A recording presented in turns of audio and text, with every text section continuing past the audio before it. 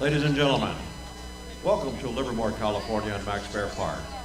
On behalf of your host, California District 57, we are proud to present the 2017 Little League Intermediate World Series. Today's game features the visitors, champions of the Southeast, North Palm Beach County Little League from North Palm Beach, Florida.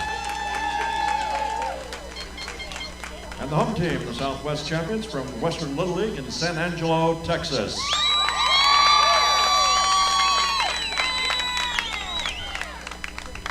Please help me welcome today's umpiring crew. They're all volunteers. Behind the plate, Mr. David Wooldridge. At first base, Mr. Thomas Torrisi. At second base, Mr. Bob Cass. At third base, Mr. Mark Garrison. At left field, Mr. Adam Smith. And in right field, Mr. Tim Hughes.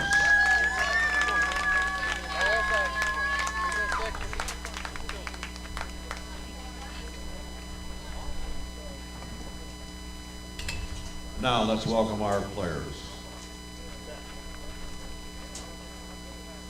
From Florida, number 8, Jack Bello. Number 16, Jordan Eggenberger. Number 19, Nikki Espinosa. Number 7, Raul Feliz. Number 10, Ryan Forteraro. Number 2, Josh Hogue. Number 17, Max Irabolino. Number 11, Drake Flowers. Number 13, Max Joy. Number 5, Britt Costara. Number 3, Sean Raff. Number 1, Billy Reed. Number 12, Jack Savory. Number 9, Joey Urban. The manager, John Irabolino. Coach, Tom Urban. And Coach, Mark Reed.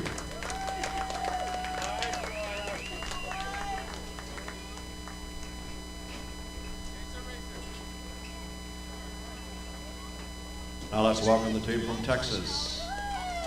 Number 10, Connor Barnes. Number 6, Caden Box.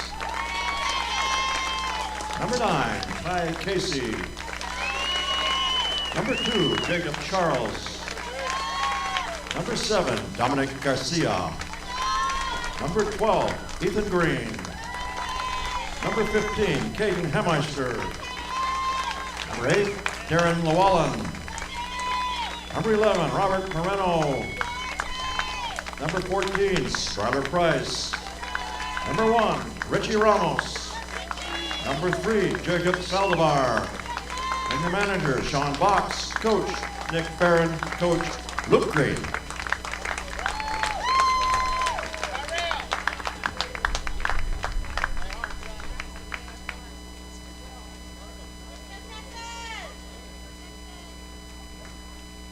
Now, if you would all rise, face center field, we have the pleasure of having the national anthem sung by one of our umpires, Doug Poffenberger. Doug is from Houston, Texas, and he has umpired in Little League for 18 years. He performs in local community theaters and college choirs.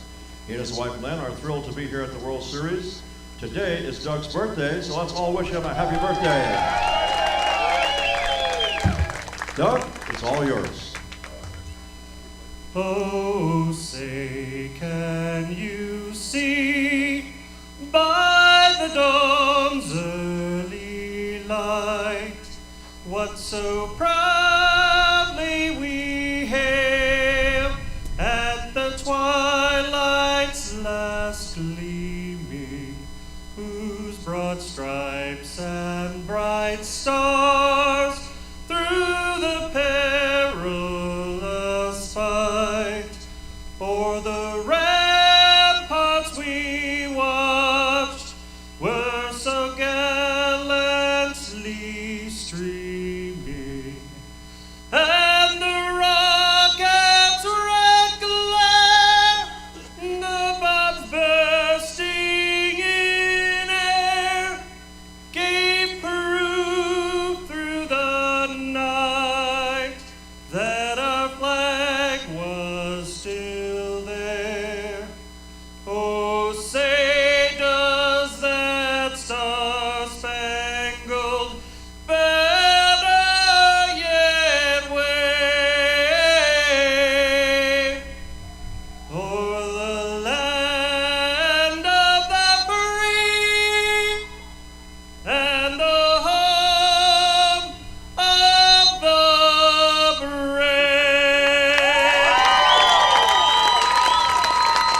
Nice job, Doug. I'm sure this will be a birthday you'll long remember. Thank you.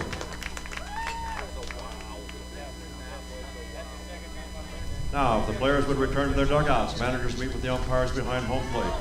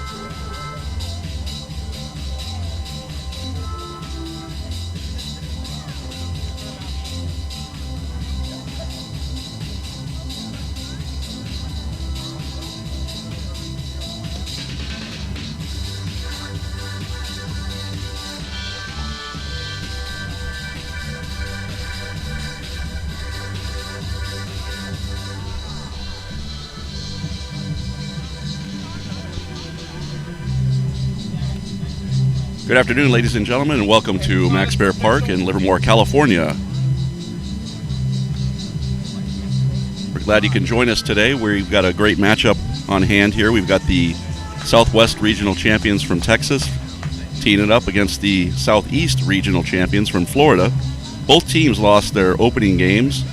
Southwest team from San Angelo, Texas lost last night to the host team by a score of 6-1.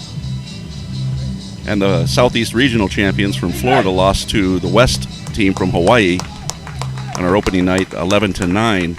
I'm joined by Ed Hugo again. Ed, it's great to have you back again. I know that you've been looking forward to this game. This is going to be an exciting one. Absolutely. Both teams are looking to get their first win of the tournament. I know that the team from San Angelo is looking to get those bats going. And the team from North Palm Beach from the Southeast, they had a game against Hawaii, which was probably one that both of them could have won and could have lost. I know that they're looking to correct some mistakes that they made and play better today. Yeah, one of the highlights for me today, anyways, is going to be getting a chance to take a look at the pitcher for San Angelo, Jacob Charles. Charles, if you recall, was the pitcher that shut out the Houston team in the Southwest Regional Finals, which punched their ticket to Livermore. So I'm looking forward to watching Mr. Charles go to work today. It should be fun. It's always interesting to see as these pitchers come out. Do they have the good velocity on the fastball? Do they have the good breaking ball? And do they have a changeup? They're getting to the point in their careers as pitchers, as they mature, where having two pitches sometimes is not enough. They need to get that third pitch in, that straight change, and maybe even a fourth pitch if they want to move on and keep pitching in competitive baseball. We'll be back in a minute. The winner today advances. The loser is eliminated from the tournament. Back in a minute.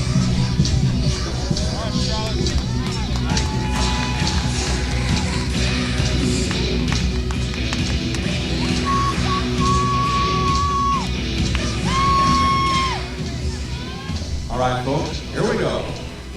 Leading off the top of the first inning for Florida, number 11, shortstop, Greg Flowers.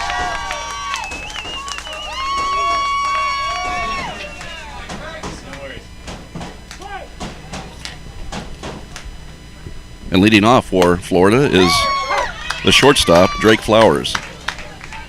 You know, Rick, most of these pitchers in here have been throwing 72 to 76 miles an hour. We've had a couple pitchers throw up near 80 miles an hour, but that first pitch came in at 75.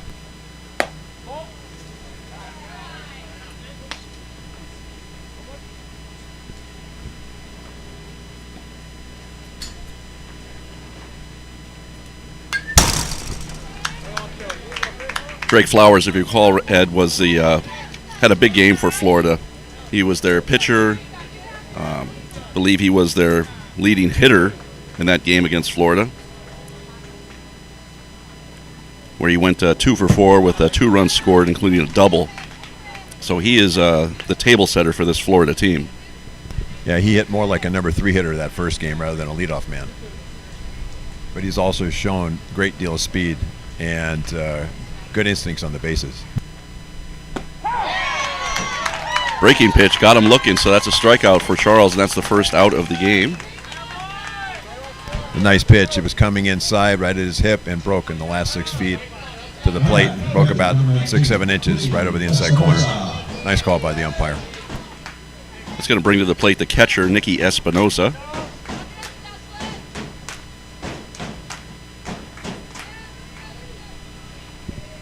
Game time temperature, Ed, 100 degrees on the nose, 22% humidity. Well, that's a good news, Rick, because a little bit ago it was 102, so we're cooling down just a bit.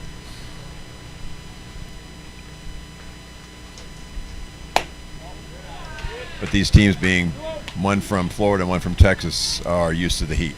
This should be no stranger to them. Yeah, I imagine they're loving the lack of humidity. It's fouled off to the right side. Good swing by Espinosa. Yeah, talking with players and coaches and some of the fans who have come to see their boys play, they marvel at the lack of humidity here in California. So the count's 2-1 to Nicky Espinosa, second batter of the game for Florida. Swung on and missed.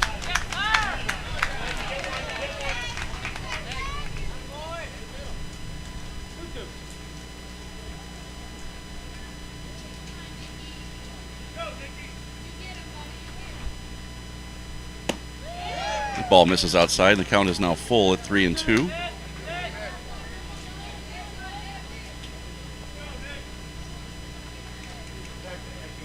Another thing I was very impressed with watching the Texas team last night. Strike 3 called. Was they had a great middle infield, and they were very solid in the outfield. They're very, very good defensively. I mean, that third baseman's really good. First base, they're solid. Yeah, they made no mistakes. They just couldn't get the bats going last night. That's going to bring to the plate the third baseman, number 16, Jordan Eggenberger. He swings and misses at the first pitch.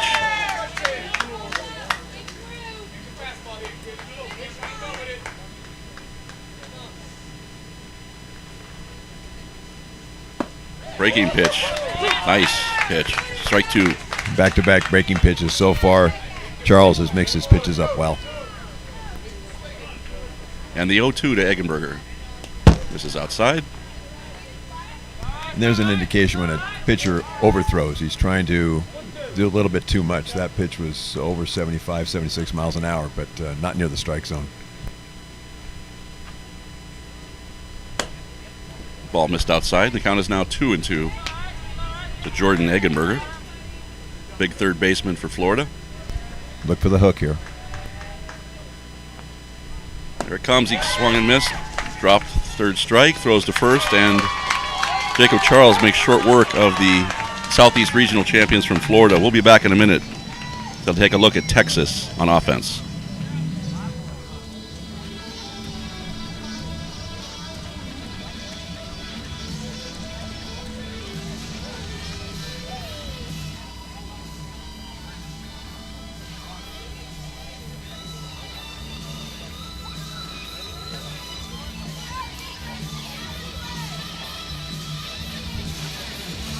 Setting the defense for Florida.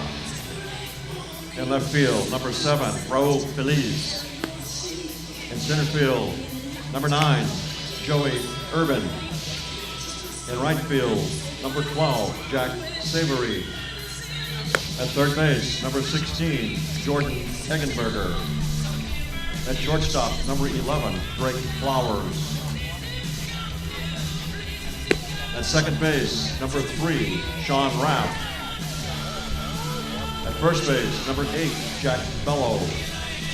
Catching, number 19, Nicky Espinosa.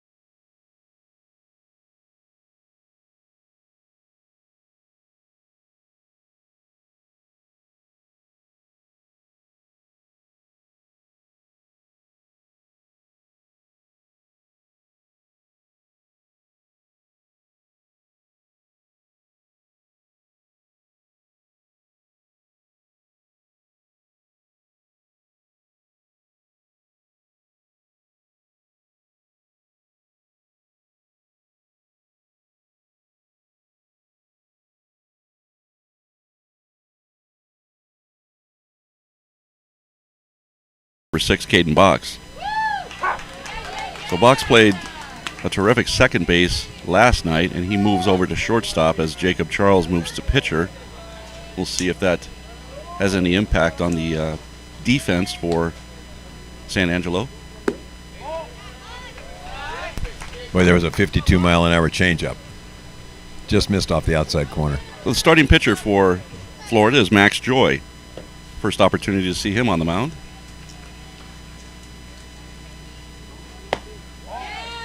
Ball that's down. And the count is 2-1.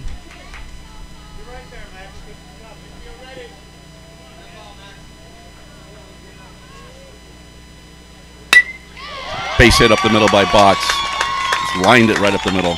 Boy, maybe that's a jump start that San Angelo is looking for to get their offense rolling. That's very nice hit. It's Box's first hit of this series or the tournament. That's going to bring to the plate Third baseman, number 12, Ethan Green. third baseman number 12, Ethan Green.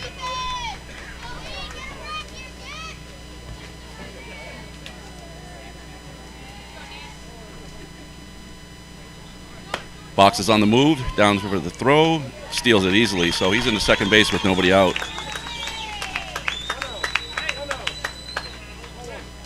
Seemed like it took the team from Texas about 4 innings to be able to accomplish what they've just done in one batter.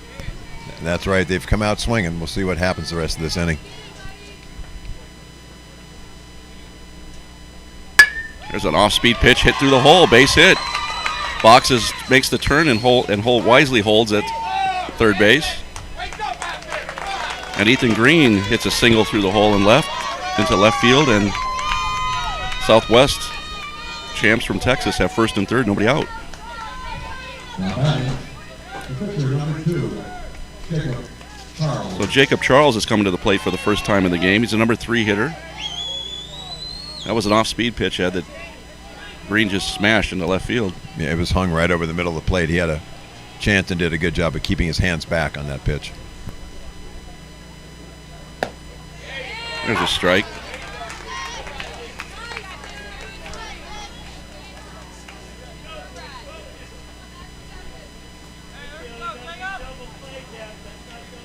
So we'll see if Green is on the move. Joy thinks he might be going, so he checks on him at first base. And we'll also see how the Southeast defends this first and third situation with their shortstop and second baseman. Ball's popped up to the right side and out of play. There's that changeup once again.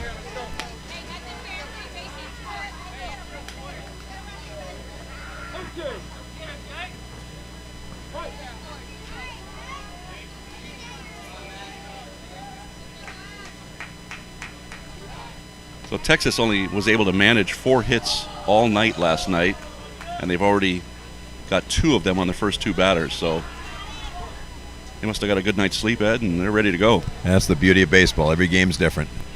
Runner goes, grounded foul.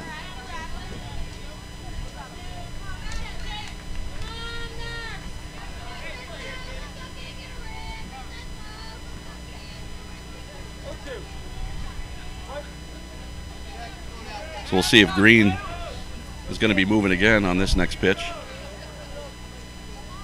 There he goes. Swung on, foul, tipped. Strike 3. Good job by the catcher and the pitcher on that play. So that's the first out of the inning.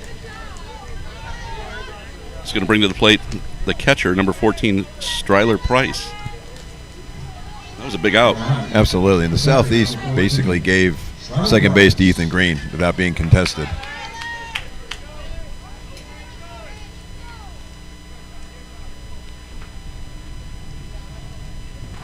It's a breaking ball or changeup that misses.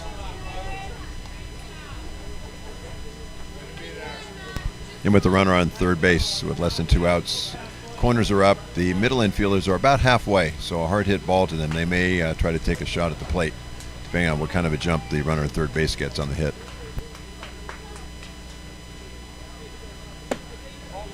The ball's down, and the count is 2-0.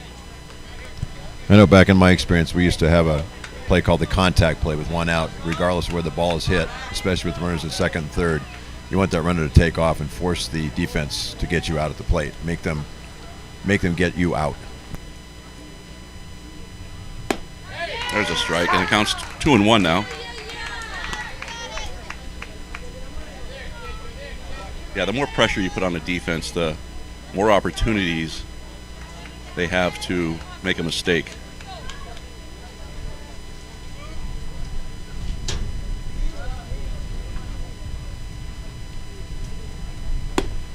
That ball's inside. The count is 3-1 now. That's very true, Rick. The more you can make the defense think, to make the defense make extra throws, make the defense put the pressure on them, the more likely you have of them making a mistake, especially at this level of baseball. Absolutely. That's ball 4. So Joy had a base open there. So it's not the end of the world in that sense, but it does load the bases with 1 out. So now we set up a force at any base. Go ahead. Oh, and it makes the play at home plate much easier. Now it's a force play rather than a tag play. And it looks like the Southeast is going to play their middle infielders back looking for the double play, and it looks like they've pinched themselves both a little bit closer to second base. Yeah, I much prefer that alignment than bringing everybody in. It's the first inning. Right. If you give up a run in the first inning, you're going to score. Rarely do you have games in this level of baseball that are shutouts. It's just how many runs are you going to score? That's the big question. So the batter now is the center fielder, number 9, Ty Casey. He swings and misses at the first one. That was a good, healthy first strike swing.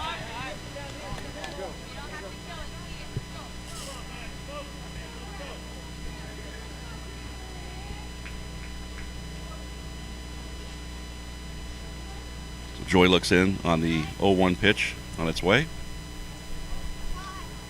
It's a called strike. Good pitch by Max, and that's now an 0-2 count on Ty Casey. So Casey going to choke up a little bit and make sure that he puts the ball in play and sees if he can get a run home here for Texas in the first inning. The ball inside. That was a great pitch. Sure was. Little inside, little up. Looks very inviting to the batter. It was a nice job by Ty Casey to let that one go. Looks like an opportunity for that off-speed or that curveball right now. Catcher setting up outside. He goes there. Got him. Great pitch by Max Joy. Catcher set up. He put it right where he was setting and nailed the target. So that's a strikeout, another strikeout. There's now 2 outs, and that's going to bring to the plate the second baseman, number 7, Dominic Garcia. So now Texas needs a 2-out hit to get some runners home. And Max Joy's done a good job of settling in after allowing the first 2 batters to reach on hits. There's a strike. Looks like he's settling in a little bit, Ed. Absolutely, and the Southwest team had that runner, I believe, at third base with nobody out, and he's not advanced. They've had 2 and now 3 chances to get him home, and they haven't quite yet.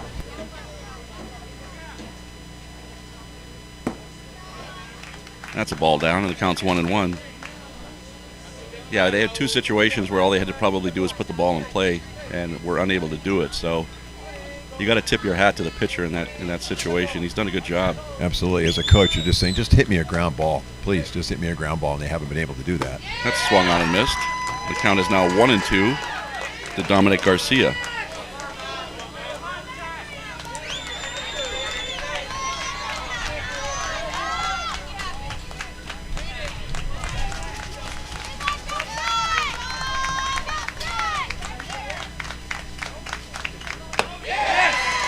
Ball's outside. That was a terrific pitch.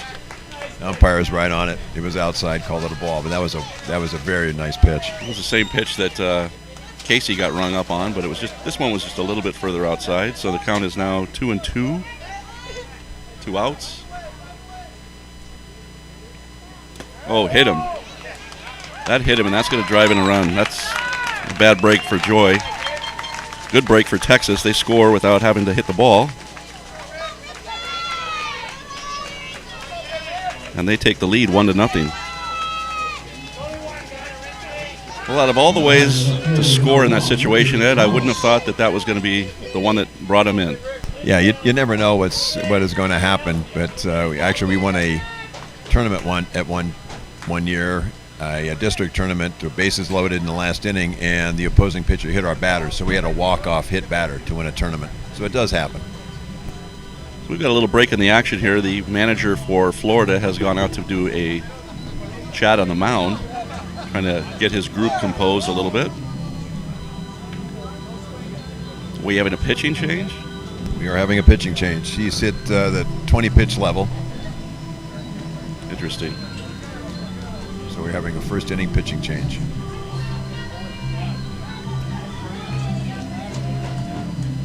Who is it that's coming in here? Billy Reed, number one. Billy Reed. Billy Reed. Billy pitched a little bit last night, did he not? Yes, he did. Effectively, too. So we'll be back in a minute after the warm-up here by Billy Reed. We've got a pitching change.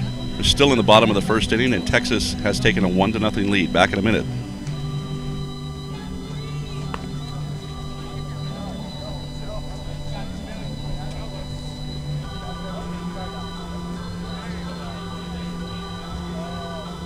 Now pitching for Florida, number 1, Billy Reed.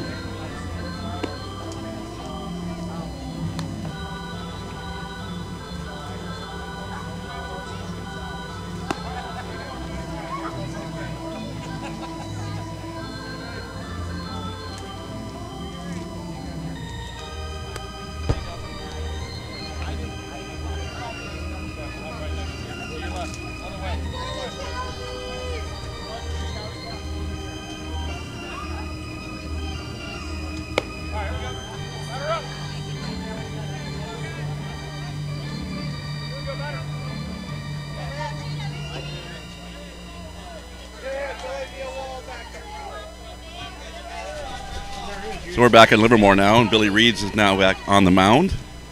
And the next hitter is going to be the left fielder, number 1 for Texas, Richie Ramos. It's a tough situation to come in.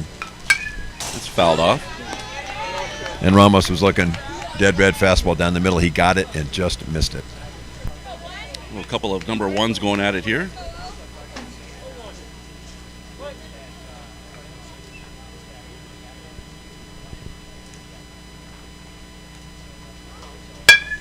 Ball's hit to third base. Third baseman steps on the bag, and that's going to end the inning. So Texas scores a run in the bottom of the first inning, and they lead 1-0 going into the top of the second. We'll be back in a few. The score after 1 complete inning. Florida 0, Texas 1.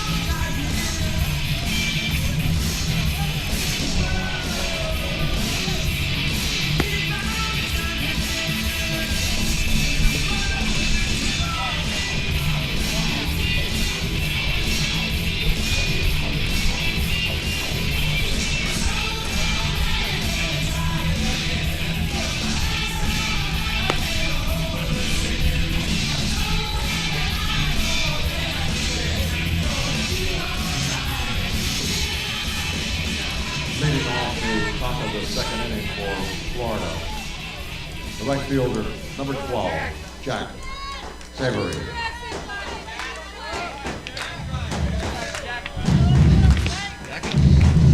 Back in Livermore, the top of the second inning.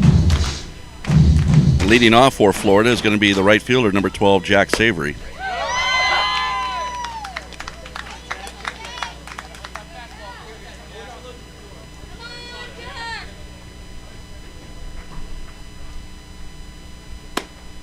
Ball misses outside. The count's 1-1. Charles on the mound struck out all 3 batters he faced in the first inning.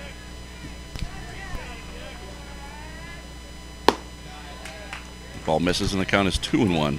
So far, Charles, when he misses, he's been missing outside. It's good to teach young pitchers pitch inside.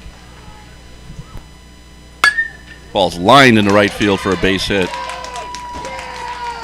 Savory was late on that, but he hit it square and smoked it right past the first baseman. So Florida has their first base runner of the game, their first hit of the game in Jack Savory, and that's going to bring to the plate the first baseman, number 8, Jack Bellow. And we'll see how Jacob Charles does out of the stretch now. Some pitchers, it's almost a Jekyll and Hyde when they throw from the windup and from the stretch, especially at this age because they're just getting used to learning how to throw out of the stretch.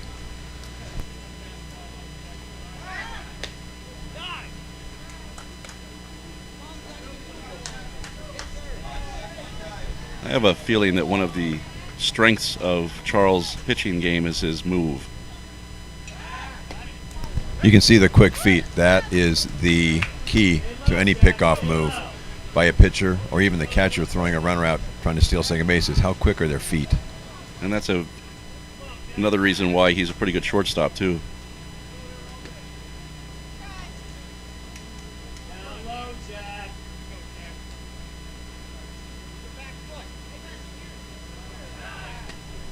So most of these kids can throw the ball pretty darn hard. It's just how quick can you get into the position to make that throw.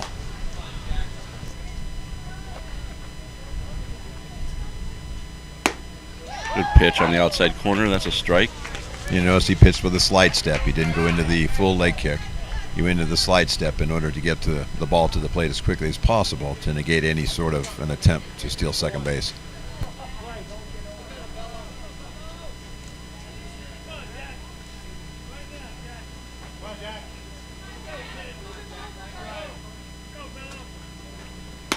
That ball misses inside. Fastball. So to me, that's a very nice pitch. It backs the batter off the plate, sets him up for either an outside fastball or an off-speed pitch on the next pitch.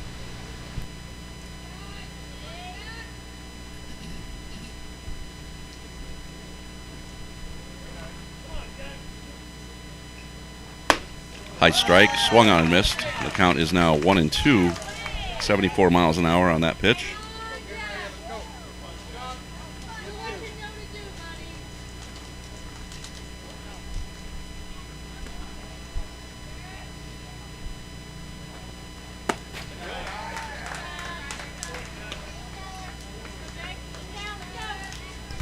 You notice Jack Savory, his lead at first base is probably cut down by a good 2 feet based on all the throws over. Yeah, he just doesn't give you the impression that he's going to be base hitter. And there he goes. Ground ball through the hole. What a great piece of hitting there. That's a beautiful hit and run executed by Florida. As soon as I say that, he takes off.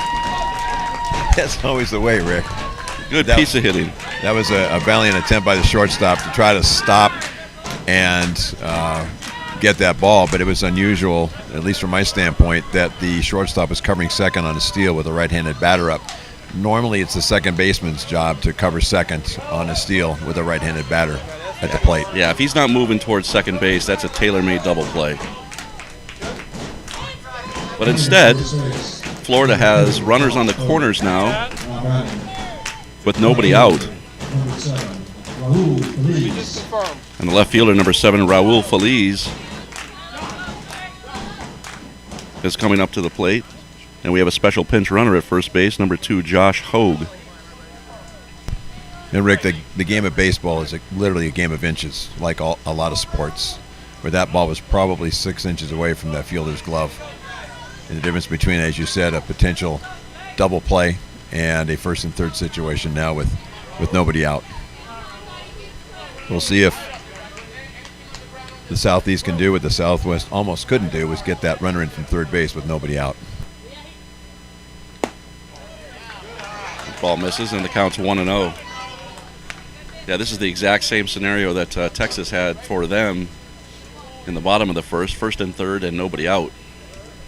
And if it wasn't for a hit batter, they probably wouldn't have scored.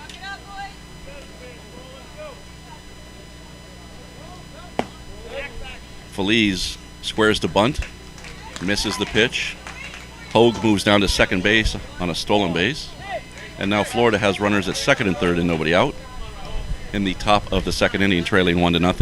And the Southwest just gave the base runner second base without even an attempt to try to throw him out. And they bring the infield way in.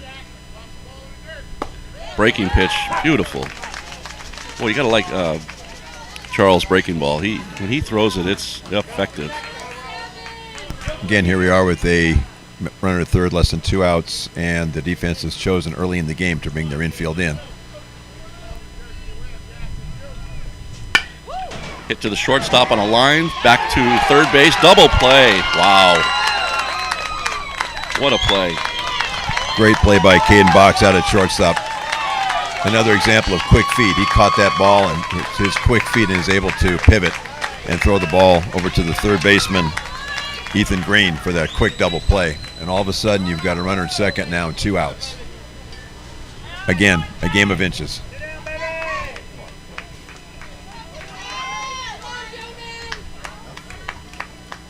So now that's going to bring to the plate the center fielder, number 9, Joey Urban.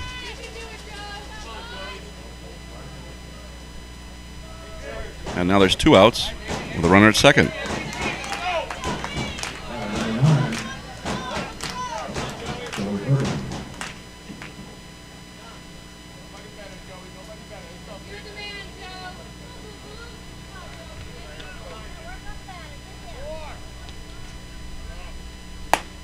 Swung on and missed. So you don't bring the infield in that situation, Ed, the shortstop at least. That ball lands in front of him. And, not to say, who's to say what's going to happen at that point, but he doesn't catch that on the fly. Absolutely. My team would have given up a run on that play. Yeah.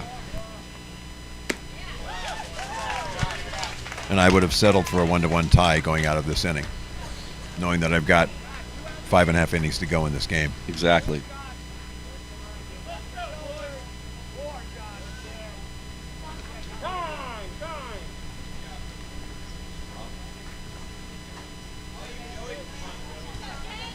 So the count's 1-1 to Joey Urban, whereas now it's going to take a base hit, a 2-out hit, for Florida to tie this game up.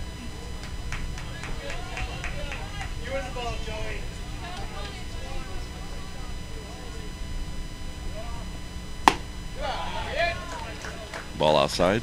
I want to take this opportunity to say hello to everyone in San Angelo that's tuning in to us right now, and also in North Palm Beach, Florida.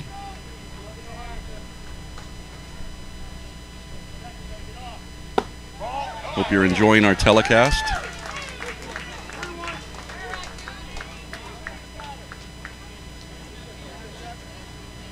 Tuesday evening back east right now, Ed? Yep, we got 5 minutes to 7 back on the East Coast. Greetings, Florida. Greetings, Texas. There's a strike on the outside corner.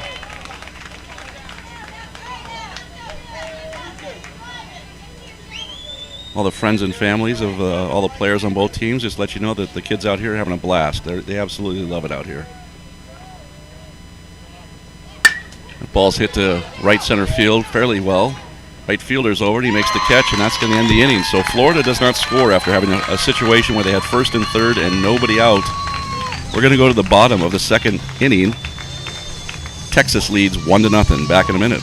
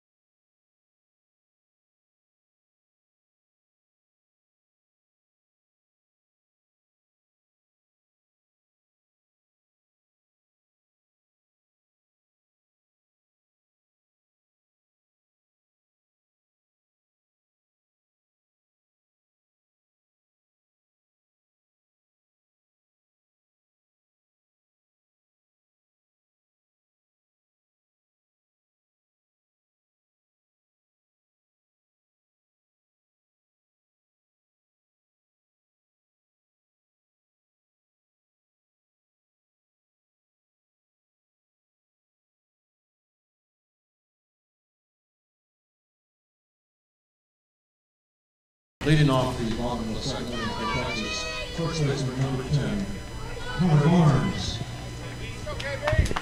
Back at Max Bear Park for the bottom of the second inning with Texas leading 1-0 over the Southeast champs from Florida. And leading off for Texas is going to be the first baseman number 10, Connor Barnes. And Rick, just taking a look, we have nearly 500 households or computers tuned into the game right now. That's excellent. Thanks everyone for tuning in. Imagine how many more there'd be if we weren't talking. Probably a couple thousand.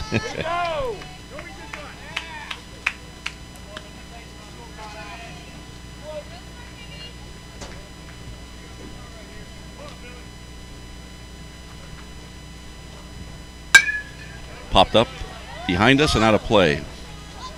And the count is now 2-1.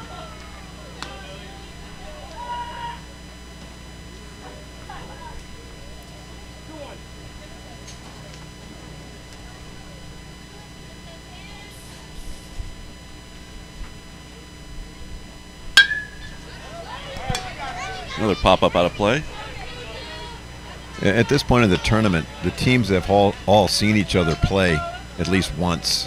Coming into these tournaments, you have no clue who you're playing, what their strengths are, their strategies are. But after you watch them play a game or two, you get a good feel of what they're going to do in the field and how the managers and coaches are going to manage and coach the game.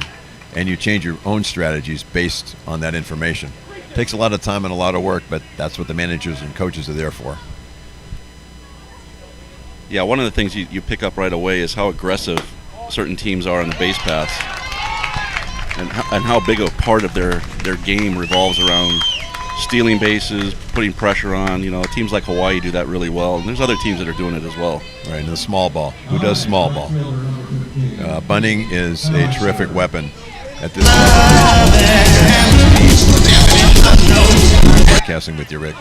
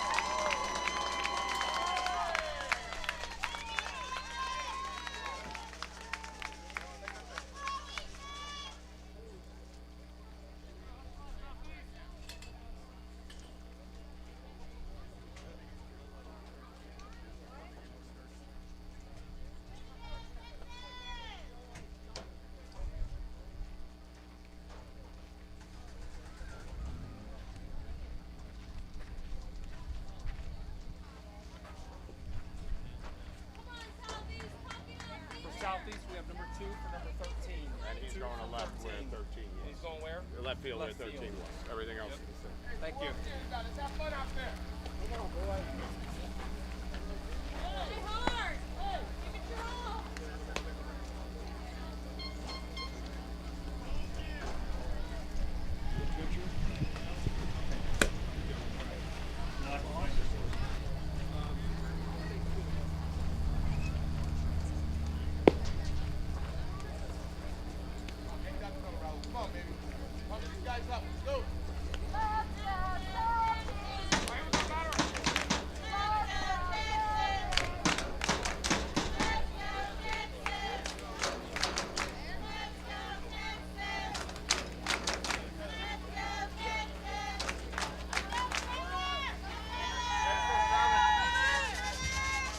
Leading off the bottom of the third inning for Texas, number 14, the catcher, Skyler Price.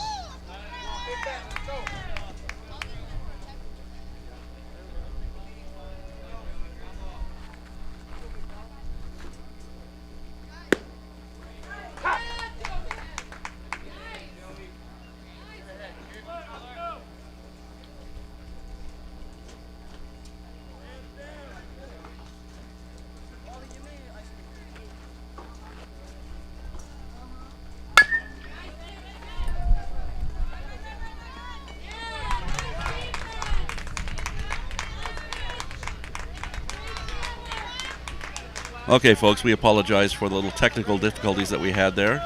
I think we've remedied the issue. We'll give you an update as to what's going on. We're in the bottom of the third inning. There's one out. Texas is batting. And Ty Casey is now up at the plate. Just to go back to that first out briefly, the ground ball to the second baseman. The other night they had a couple 3 plays at second base where the second baseman tended to stay back a bit. This time, the second baseman, Sean Raff, charged that ball and made a really nice play. It's a ball that's lifted to the right field. Should be routine for the right fielder. He makes the catch, and that's the second out of inning number 3.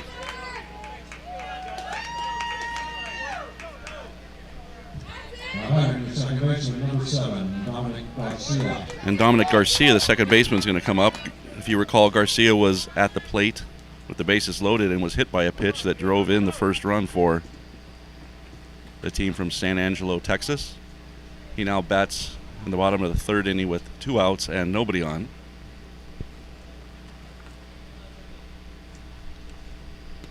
And he's hit again. The human magnet. I think he has a bullseye on his back. I'm not sure. Dominic Garcia is thinking, why did I get out of bed today? Good news, that was an off-speed pitch. That was a breaking ball that Hit him in the meat of the back. He's fine. Actually smiling at first base. Yep. He's thinking, oh, I'm going to have one of these games, huh? Number 8, Aaron Llewellyn.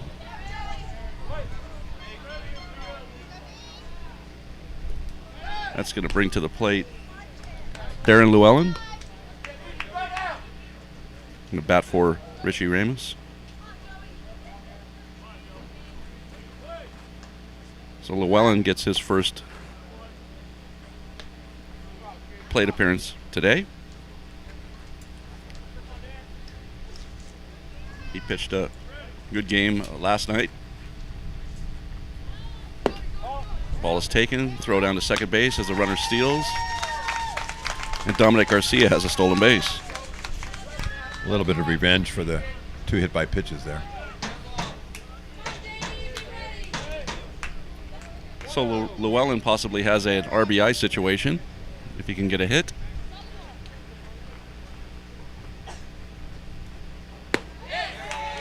There's a strike on the outside corner. Any hit to right field or right center will get him in. The right fielder is playing fairly deep. The center fielder is actually playing fairly shallow. And the left fielder is playing medium deep.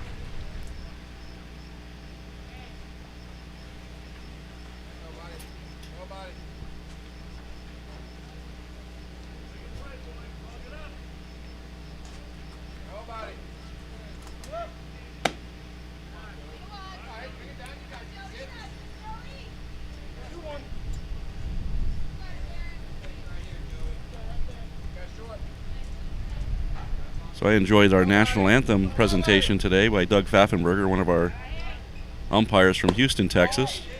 Did a fantastic job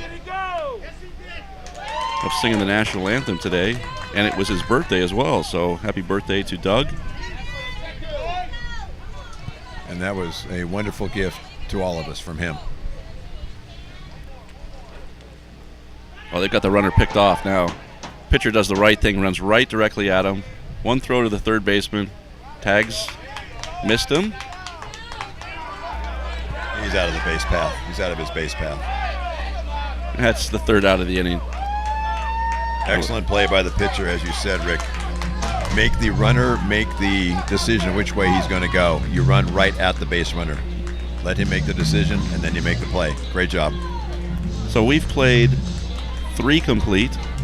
We're going into the top of the 4th inning, and Texas leads 2-0. After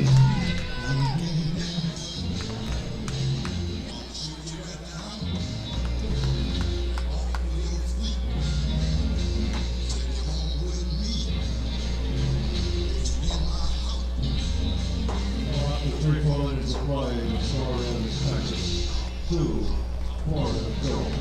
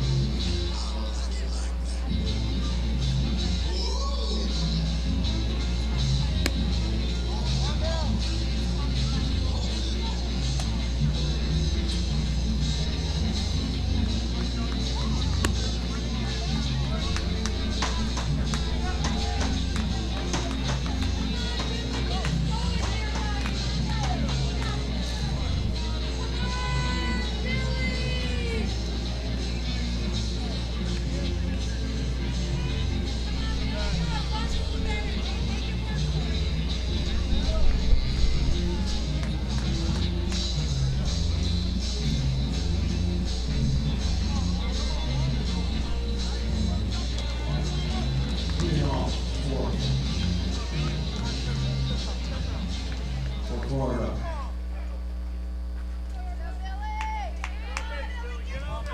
Come on, Billy Reed.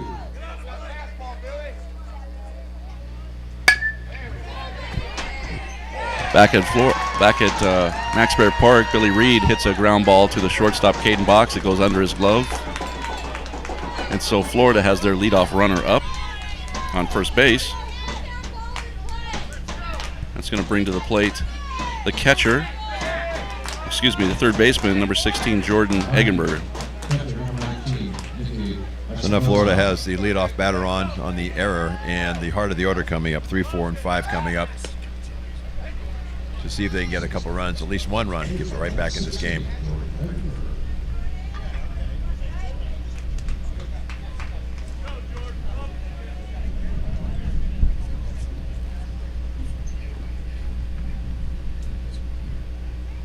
This game's for all the marbles for these teams. The winner moves on. The loser will play in a consolation game on Thursday.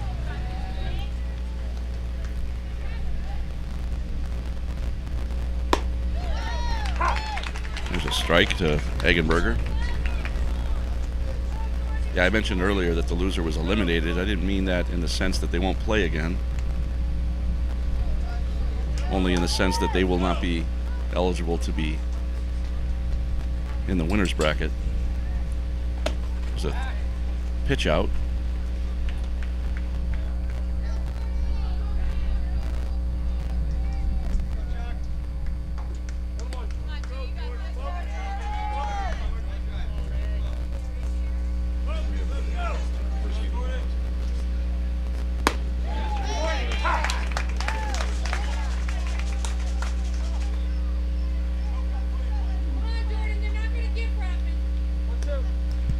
Jacob Charles continues to do a nice job at nipping at the corners.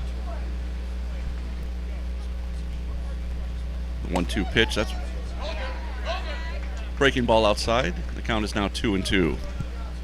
Just watching the base runners right now. Billy Reed at first. We teach the kids to get a lead of a step and a dive back to first, and he could probably get a bit of a better lead at first. He goes. Pitch is line foul.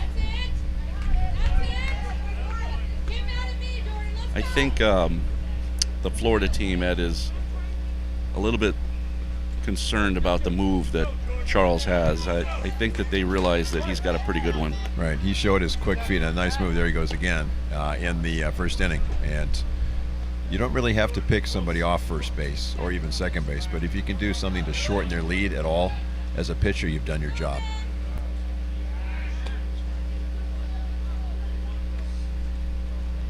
But making all these throws to first base as a pitcher, you cannot lose focus on the batter and lay one right down the middle of the plate. And we've seen that happen a few times in this tournament already. Billy Reed was leaning to second base on that move. His first step was a second. He did make it back to first.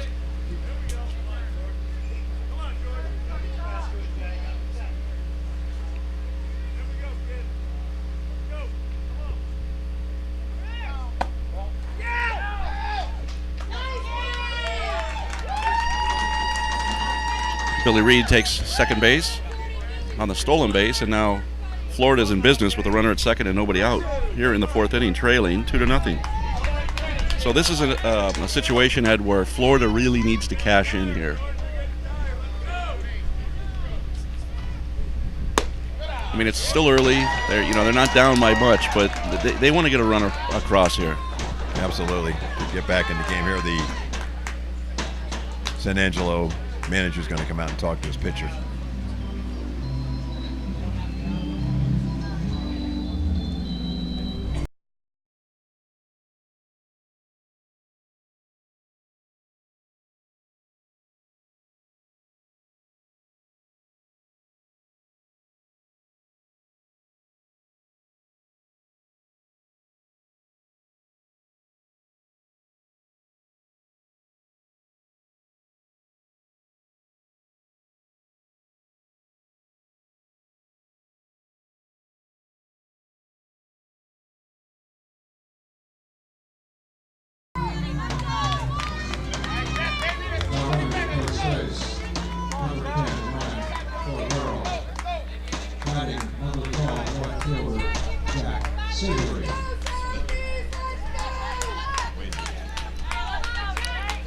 So a special pinch runner at first base.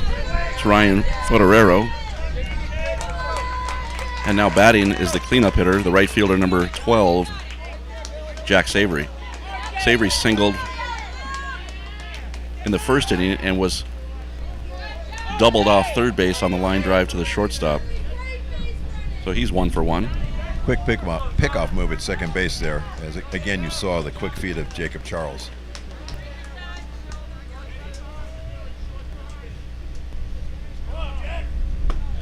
There's a strike on the inside corner, had Savory backing away. First ball, curveball. Nice pitch.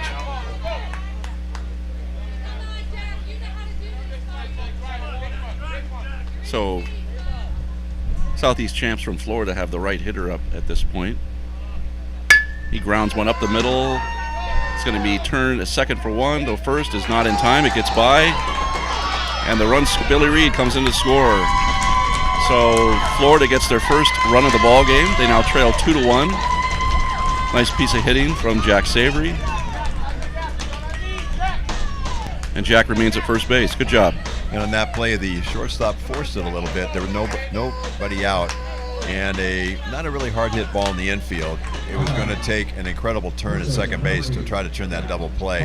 Probably would have been best just to hold on to that ball, or even do a fake throw to first and see if you could get that runner rounding third base for a pickoff. Yeah, I agree. It's going to bring up to the plate number 8, the first baseman, Jack Bello. Bello singled his first time up. He fouls one out to the right. He had a good cut on that one. So now there's one out with a runner at first base.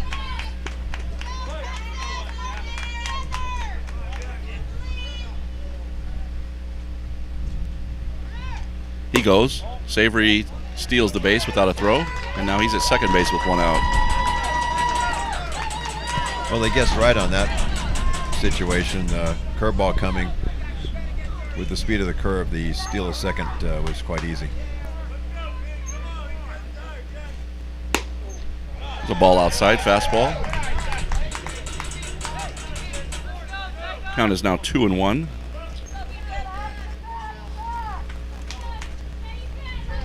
So Florida in a situation to where a base hit could tie the game for them. Savory gets off second. Another strike on the inside corner. A nice pitch there. If you're looking in the outfield, the left fielder's playing quite deep. So anything hit into the outfield, the left center, even to center field will score the run. The right fielder's playing about medium deep. I like the way Jacob Charles has control of the inside part of the plate. He's gotten a lot of called strikes today on that part of the plate. As an ex-coach, I love it.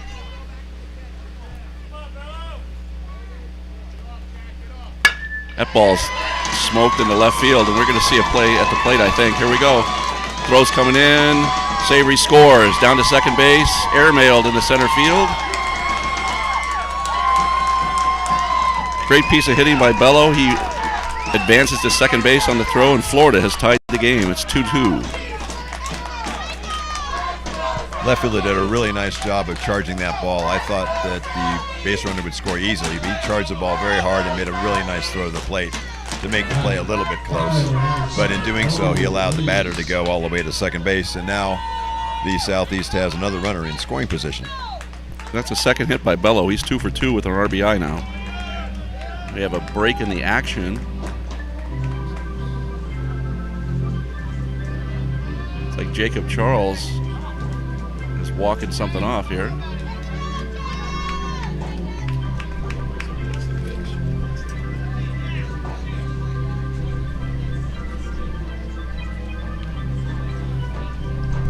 It almost looked like the manager was asking who wants to pitch, because he was talking to 4 of his players and 3 of them raised their hands. I'm sure that's not the situation, but that's what it looked like. Something appears to be a little bit wrong with Charles. He's moved over to shortstop. We are going to get a pitching change. And Caden Box is going to come in and pitch now. So Charles will go to shortstop, but he's in some difficulty over at shortstop. He's got his hands on his knees, and he keeps... Rick, he was paying some attention to his arm and maybe his shoulder. Yeah. I sure hope there's nothing wrong. Yeah. He's now going to extend his arm up. The medical staff is out there talking to him, taking a look. And we don't know this young ball player. We don't know his history, but I sure hope that he's okay. We'll be back in a minute.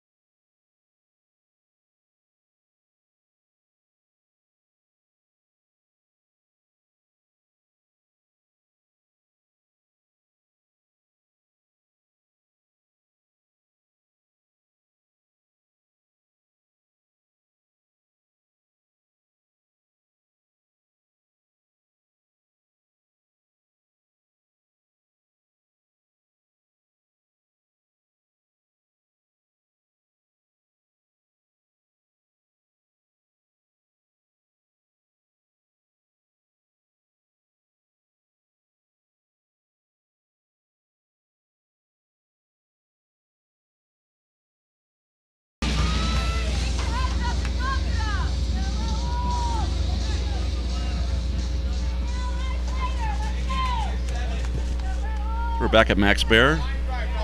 Caden Box has taken over the pitching duties for the Texas team. Jacob Charles is at shortstop. He's going to remain in the game, but he still appears to be in a little bit of difficulty. Batter is Raul Feliz, and he flies out to center field on the very first pitch. And that's the first out of the inning. He's going to bring to the plate Joey Urban. Number 9, Joey Urban.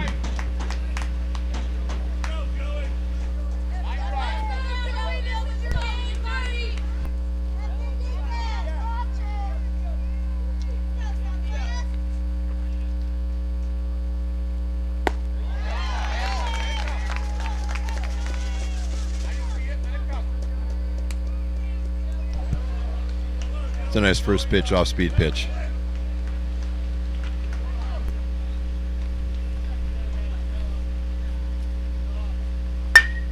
Ball's hit hard on a line to the left fielder. That's the third out of the inning.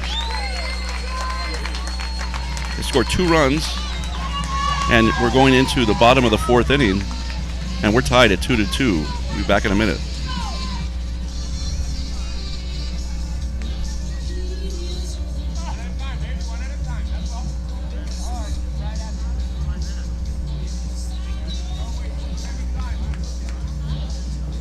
After 3.5 minutes of play, the score is Florida 2, Texas 2. 10 is going to third base where 16 is. That's the only defense. Thank you.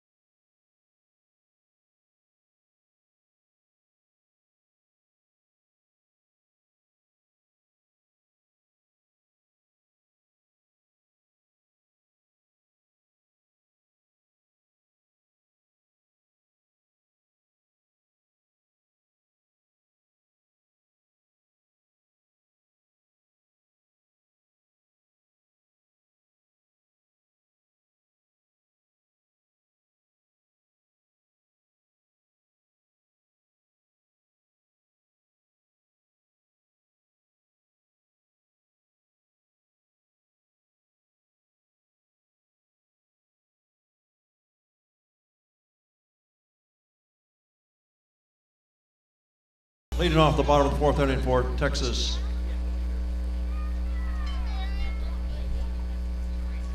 Number 9, Ty Casey. So we're into the bottom of the 4th inning. Sorry about that. Next number 8, Darren Llewellyn.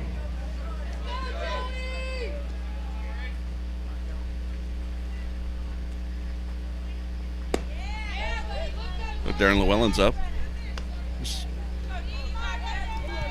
Both Rick and I want to give a shout out to our good friend, Coach Wayne Chung. Wayne, we know you're watching the game on live streaming, and we're looking forward to seeing you out here tomorrow. The shot into right field for a base hit. Good piece of hitting there for Darren Llewellyn. And the leadoff man for Texas is on in the 4th inning.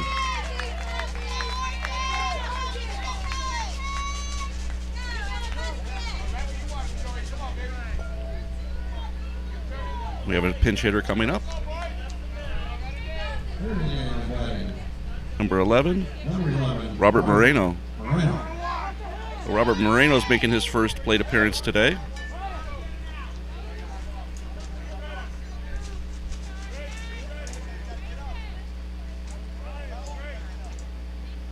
Good sized left-hander. Runner is holding it.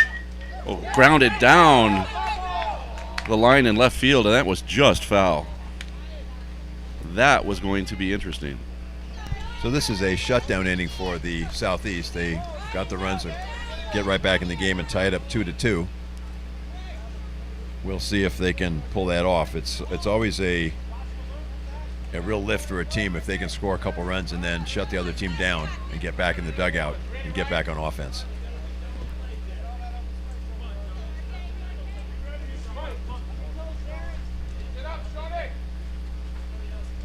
The 0-1 pitch to Moreno. The ball outside. Moreno has an advantage here with a runner at first base. First baseman has moved out of his position. He's got quite a hole over there between first and second. If he could manage to pull a pitch from Joey Urban.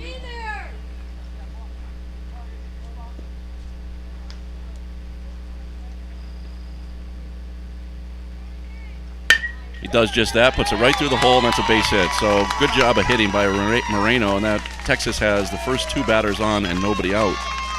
You couldn't have placed that more perfectly between the first and second baseman. Actually, the first baseman did a real nice job on the pitch of bouncing out to be in position, a good fielding position. But Moreno just put it right between he and the second baseman. Nice job. So Texas is in business.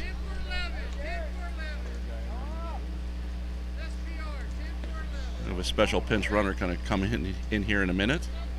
Robert Moreno is now going to leave the game. We got a 10 for 11 SPR from Southwest. That'll be number 10 coming in to run. So Connor Barnes is going to come in as a special pinch runner. Robert Moreno does his job. And now Joey Urban has to bear down. He's allowed the first 2 runners to get on base. And the team from the Southwest, from San Angelo, is looking to retake the lead. So now we have another pinch batter. Jacob Saldivar is going to come in and bat for Caden Hameister in the 9th spot. Could be a spot for a bunt. Throw down to second base.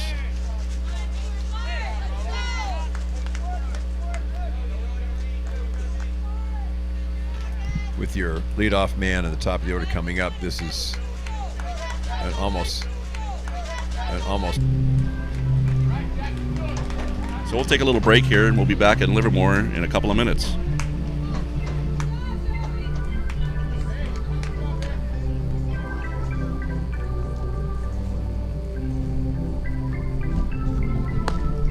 Now pitching from Florida, number 8, Jack Bello.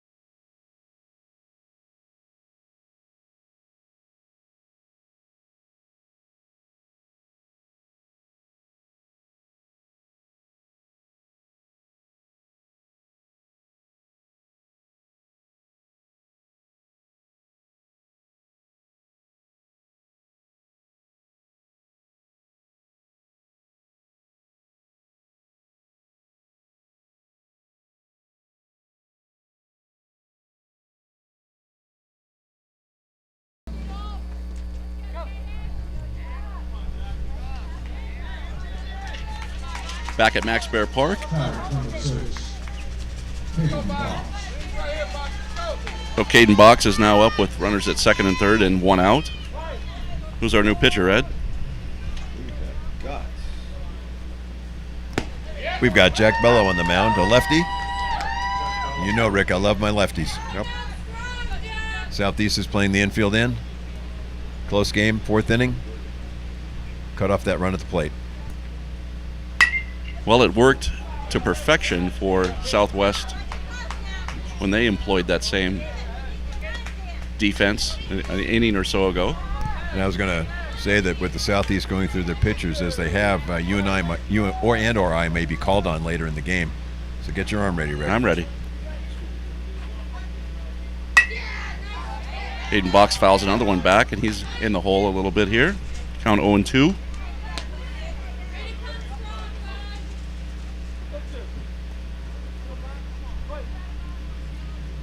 Jack Bello, see if he can put Caden Box away. Nice hit up the middle. Oh, that's going to get That's between them. back. Center fielder picks it up, throws it to second, but he's too late. Box has a double and drives in 2, and Texas gets their 2-run lead back. Boy, that was an 0-2 mistake. That was too good of a pitch there on 0-2. Caden Box has kept that bat back and lined it to left center field for a 2-run double. Nice job of hitting. Can't make a mistake like that to a good hitter and hope to get away with it. So Ethan Green comes up now with a runner at second base. Infield backs up, and Texas is up 4-2. Those kinds of plays when you have an 0-2 on a batter and you give up a double or what turns a lot of hair in coaches' heads very gray.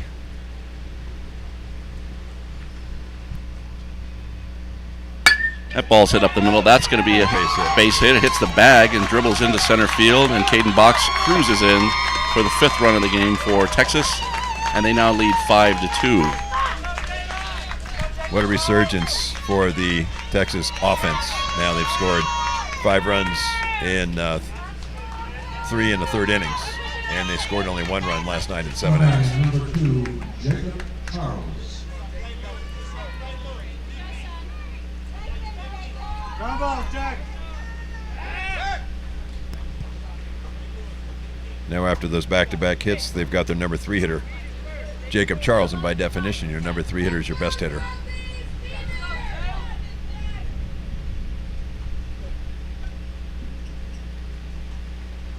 See if Ethan Green wants to attempt to get a stolen base here. Again, the Southeast first baseman doing a really nice job of getting off the base to get in a good fielding position on the pitch. A lot of first basemen will get a little lazy and just turn and look at the plate and leave the whole right side open for the batter.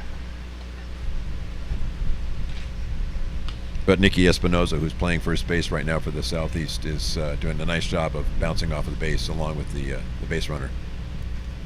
Yeah, you can tell he's really comfortable playing that position. Nothing better than seeing a player play a position smoothly. They know what they're doing, and they're able to implement a good defensive position and situation. That ball's crushed to left field. That's going to be way out of here. That's into the trees. And that's a 2-run homer for Jacob Charles.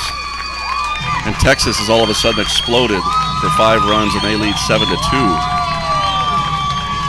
That was not a cheapie, Ed. No, so much for the shutdown inning for the Southeast, for North Palm Beach.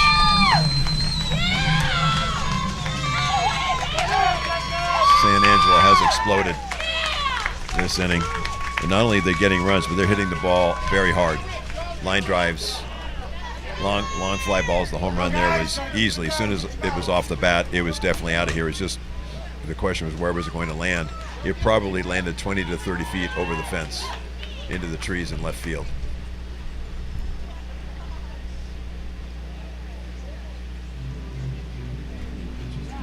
Yeah, we've seen a couple of bombs today. We had a home run that was hit to straightaway center field 12 is coming to the mound. Number 1. by one of the players from the Venezuelan team. That was absolutely killed. We have another pitching change. Jack Savory's coming to the mound now. I remember, Rick, I don't know if it was last year or a couple years ago, I was sitting out in right field with some coaching compatriots, and we were watching a game. I think it was a young man from the Northeast hit a ball over the tree, and I don't know if people, you can see where the tree is in center field, just to the left of the green backdrop, but he hit it over that tree, and we were amazed. That ball had to go at least 350 feet. Yeah, that was Tim McHugh from the New York team. He's now playing national team, and he is committed to Texas El Paso. Nice, very nice. As we tell people, you see some of the best 13-year-olds in the nation and even the world here. Maybe not as glitzy as the tournament that they have in Williamsport, but there are some excellent baseball players that come here to Livermore every year to play in this tournament. And we have the joy and honor of watching them play and sharing with you the play-by-play, but also our insights on what's going on during the game. So that's going to bring to the plate Stryler Price, the catcher. Stryler's walked and grounded out to second base today. There's now nobody on base for Texas. There's one out. And what started this off was the number 8 and 9 batters getting on base and setting the plate for the top of the order, and the top of the order has come through terrifically for the Southwest. Shot right at the shortstop. Wow. That almost took his head off. That was probably the hardest hit ball of the inning, and it's an out. The ball was smoked. Drake Flowers just put up the glove and boom, it was there. He almost didn't have a chance to think, which is probably a good thing. He just reacted, and that ball was right in his glove. So now that's going to bring to the plate the center fielder, Ty Casey.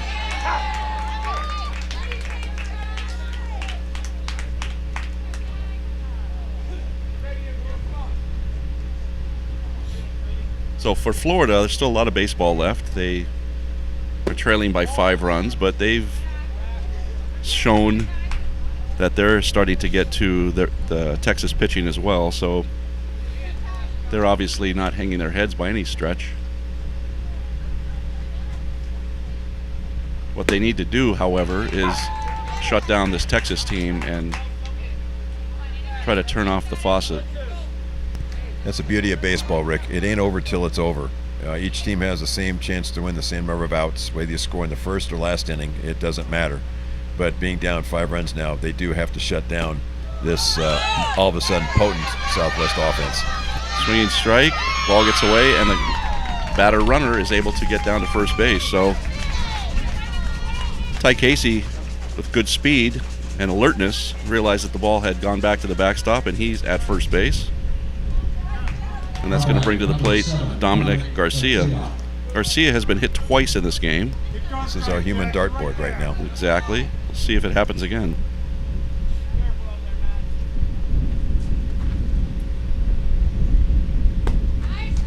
A strike in the inside corner. Count is 0-1. I think Dominic would give about $10 just for an outside pitch. He's seen everything inside so far today.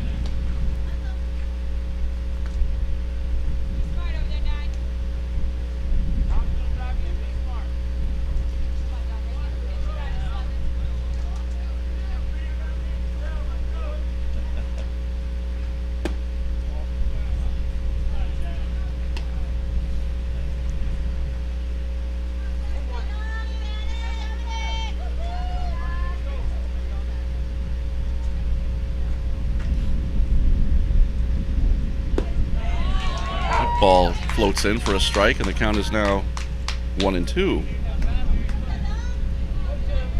Let's see if Ty Casey has any ideas of taking off at first base.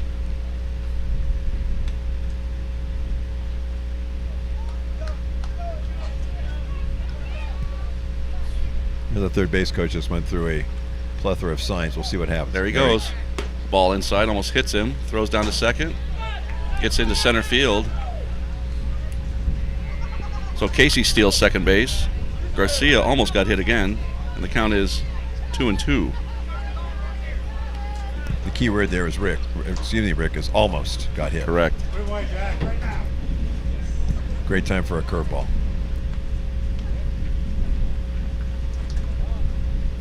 There it is, and it's hit slowly to shortstop. Flowers is up with it, throws to first, and that ends the inning. However, Texas explodes for 5 runs. And they go up through 4 innings, 7-2 on Florida. We'll be back in just a minute. After 4 balls, the score is Florida 2, Texas 7.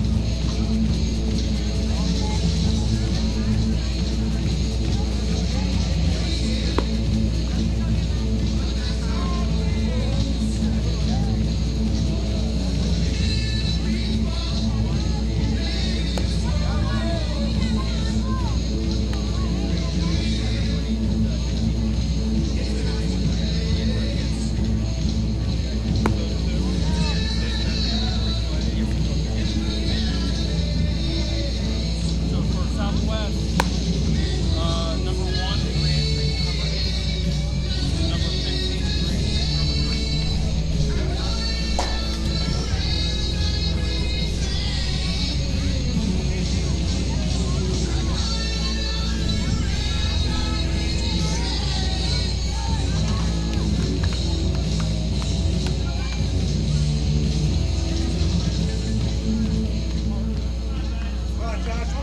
Here's the game advantage for number 2, Josh Hogue.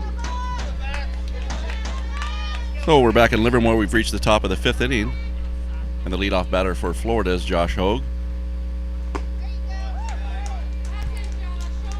Now, just as the last inning was a shutdown inning for the Southeast, this is a shutdown inning for the Southwest. The Southeast needs to get some base runners on to see what they can do to get a rally going.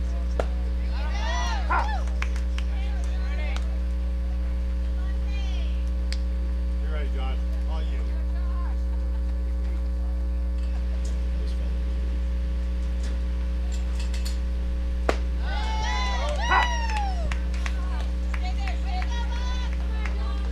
The count's 1-2 on Josh Hogue, his first plate appearance. Check.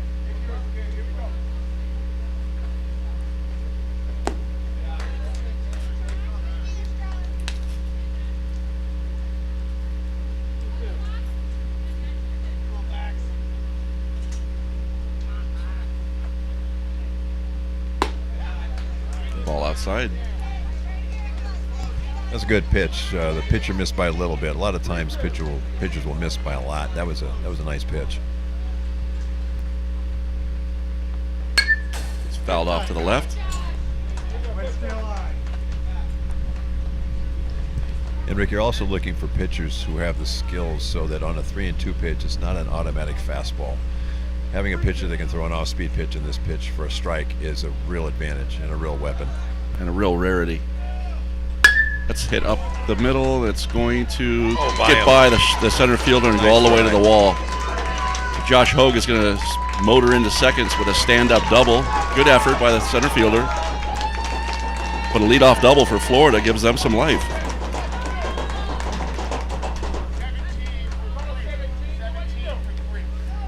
We're going to have another pinch batter. 17 for 3. 17 is Max Ervelino. He's going to come in and hit in the 9 spot. Ervelino. Keep stroking, Max. Nobody better right here than you.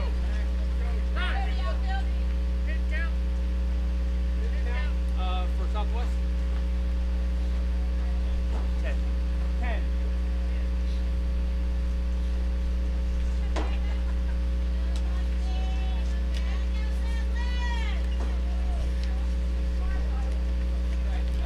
So Ervelino steps in for his first plate appearance.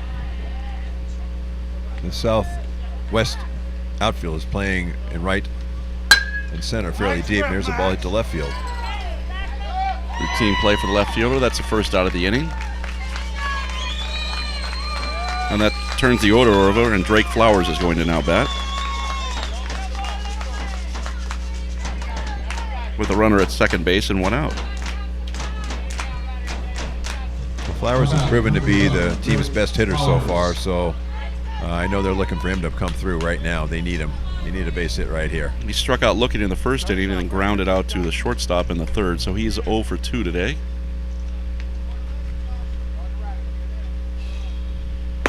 Ball inside.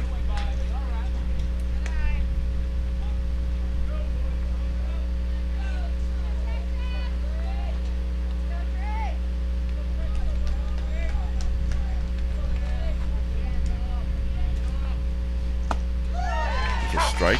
The count is 1-1.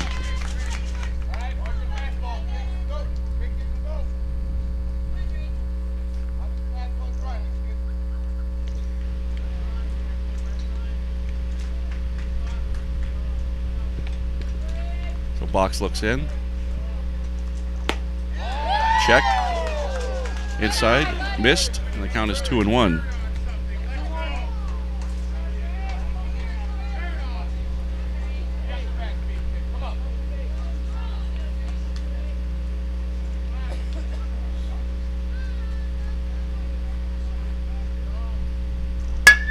Ground base hit into left field. Good piece of hitting there.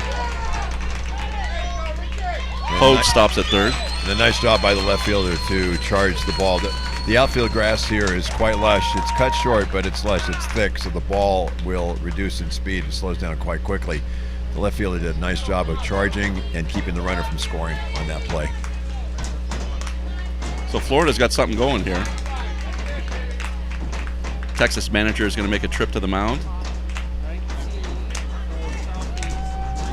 So Nicky Espinosa is now back in the game, and he's going to be batting now.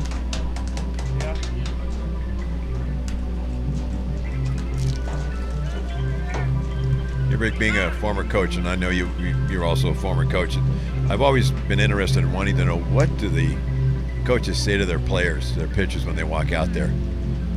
I always had the theory, anything more than 10 seconds long, they're not going to listen to you anyway, so they're not going to remember. I know I used to always go out and try to make my pitchers laugh to get them to relax. Yeah. And just to get them to just play the game. You're okay. Do what you can do the best you can. If it's not the best to win the game that day, don't worry about it. Just do the best you can. Don't try to do things you can't do. Don't try to throw a pitch 95 miles an hour because you can't do that yet. Totally agree. So here's the opportunity for the shutdown inning, but it's quickly getting away from the Texas team. First and third with 1 out. Florida trailing by 5. The runner goes down to second base. That's So- good base running at third base.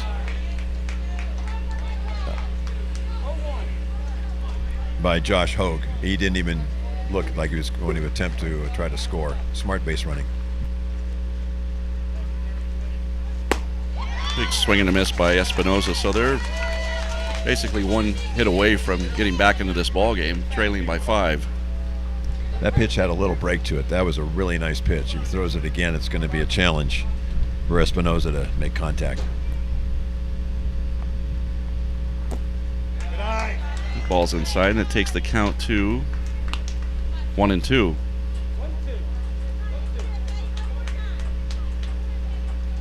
Protect him until you get the one you like.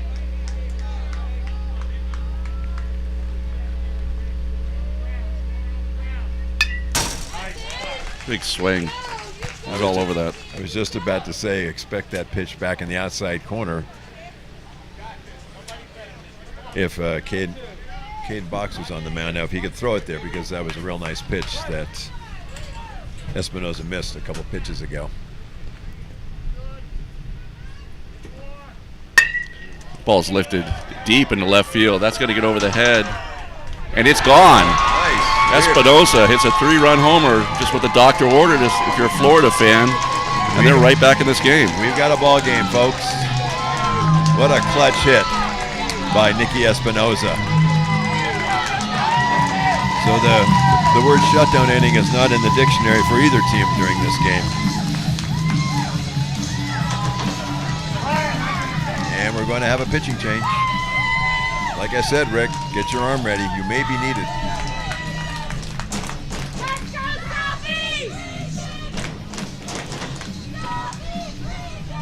So we'll be back to find out who's going to be the new pitcher for Texas.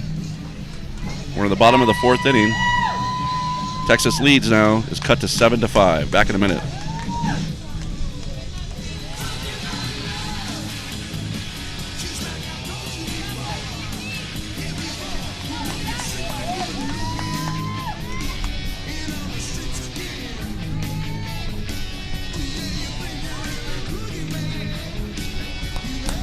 Start a little bit more going, Ryan.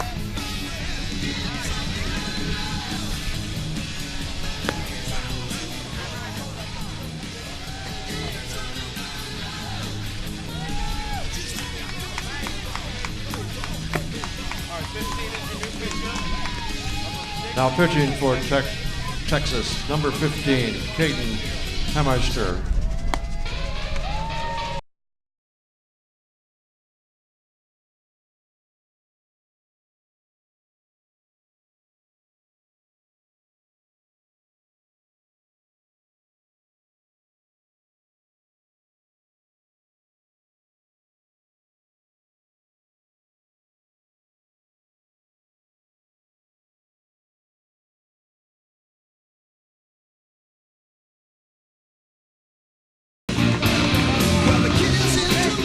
Entering the game and batting for Florida, number 10, Ryan Ferrero.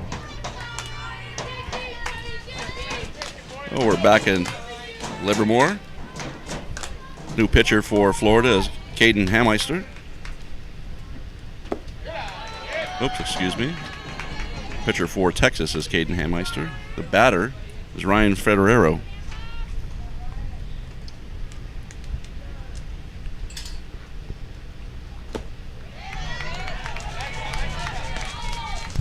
You know, Rick, the way this game's going, you expect it to be a real high-scoring game, but baseball being the game it is, sometimes these games get to a point like this, and then the offense is shut down.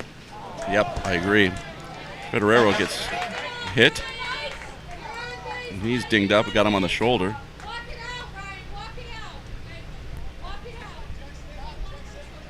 And you hear one of the, probably his mom in the stand saying, walk it out, walk it out. It's like, it's not easy. It's not easy taking a ball, especially if you took it on the point of the shoulder. Exactly. He'll be all right. He's going to bring to the plate the cleanup hitter, Jack Savory. As one of my coaching friends, Coach Wayne Chung, used to say, it's only 5 ounces. The ball's only 5 ounces. But I'd say, Wayne, but it's being thrown 75 miles an hour. It hurts. We had exact opposite opinions. I would say, rub it to make the pain go away, and he'd say, don't rub it, tough it out. There you go. That's why he's sitting at home and you're here. Probably so, Rick. Probably so. Number 12, Jack Savory. So Savory has had a base hit and a fielder's choice. He's knocked in a run and he's scored one.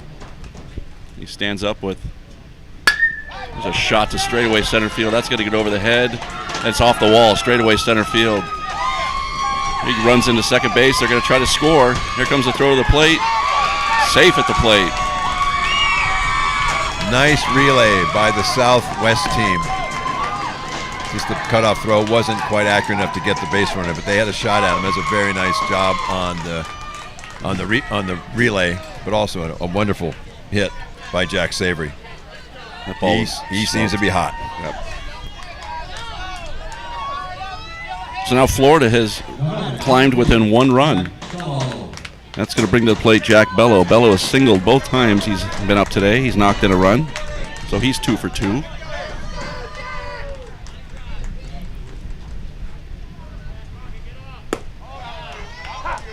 Breaking ball in for a strike.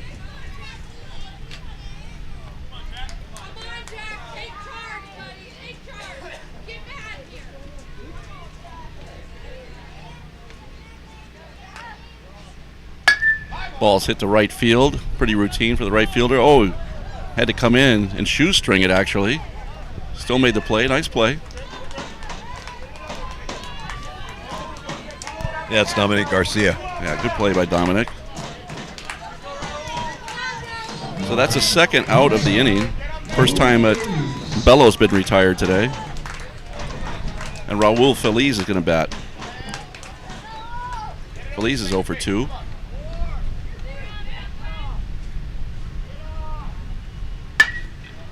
He lifts one down the right field line. It drops. It's ball down. Fair ball. Savory scores. Feliz is trying to get to second. He's safe. That was a close play at second base. Great slide. That was a great slide. Shortstop thought he had him. What do you give him on that play, Ed? Is that a double? Absolutely. That's a tough play. Running first baseman going back, second baseman and the right fielder coming in. That's a tough play for any of them. So now we've got a tie game again. We're starting all over, folks.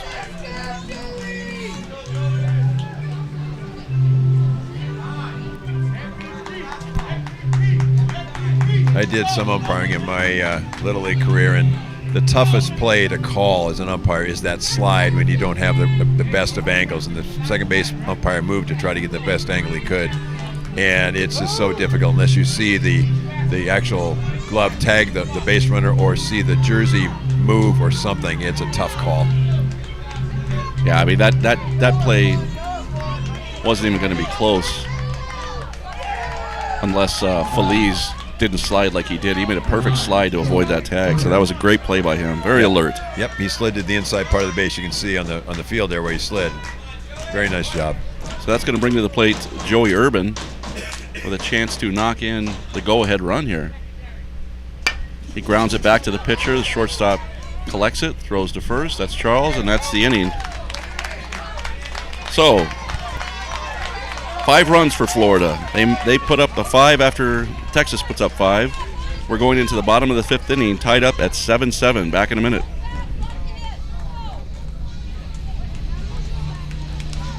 After 4.5 innings of play, the score is Florida 7, Texas 7. All right, folks, grab your 50-50 tickets. We have a winner. My defense is the same way that it is. $61 to number 725-539. 725-539. $61. Go to Ken Booth with your ticket and pick up your winnings.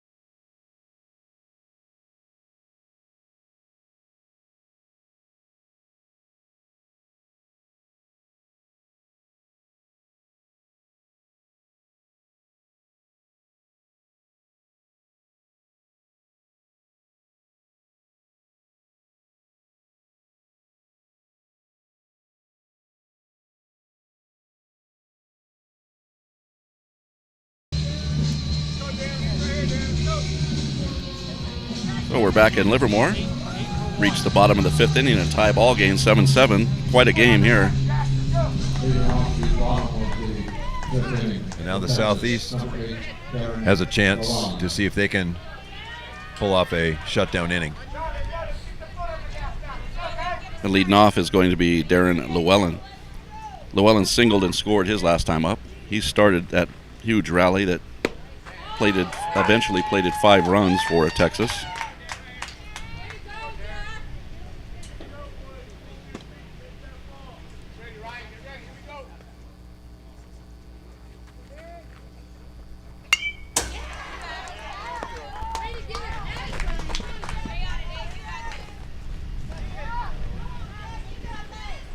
Right where you want to be, Jack.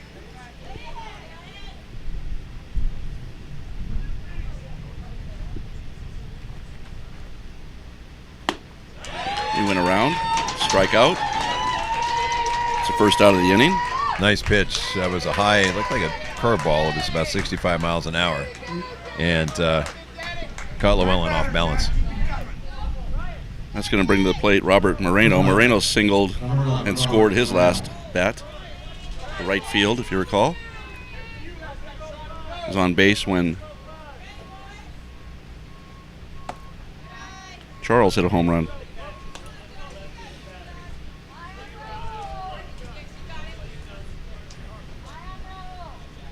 The second baseman's pulled over into the hole where he hit his last base hit.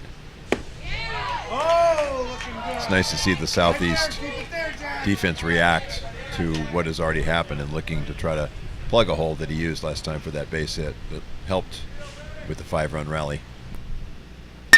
That's back up the middle, and that's stopped by Flowers. He throws from his knees and doesn't get him, but a good effort by the shortstop. Another good hit for Robert Moreno. He's 2 for 2 in this game. Yeah, Drake Flowers is probably the tallest shortstop that I know that we have this year, and he used every inch of his height to get to that ball, and almost made a miraculous play from his sitting to try to throw out the base runner. We're going to have a special pinch runner for Moreno. For 11, SBR. Is that number 1 coming in? Good. Okay. Now running at first base. Richie Ramos. Number 1, Richie Ramos. So Ramos is going to take over for Moreno at first base and be the runner. See if Texas tries to steal a base. 1 out.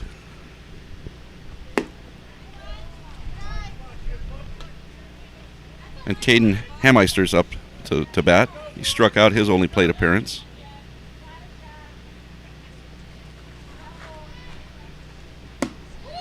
There's a ball. Counts 2-0.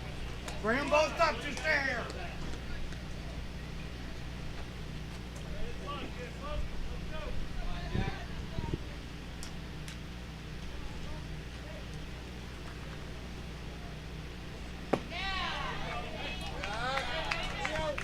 Pitches are close. They're just missing by a couple of inches. The home plate umpire has been doing a really nice job of making sure that his strike zone is consistent. Yeah, he has a really good zone. There's no doubt about it. There's a strike. Right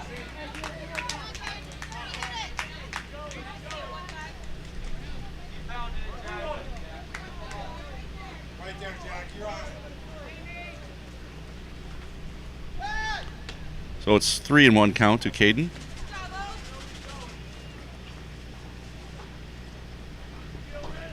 Savory trying to put a stop to this potent Texas offense. This game is really back and forth. It can go either way easily.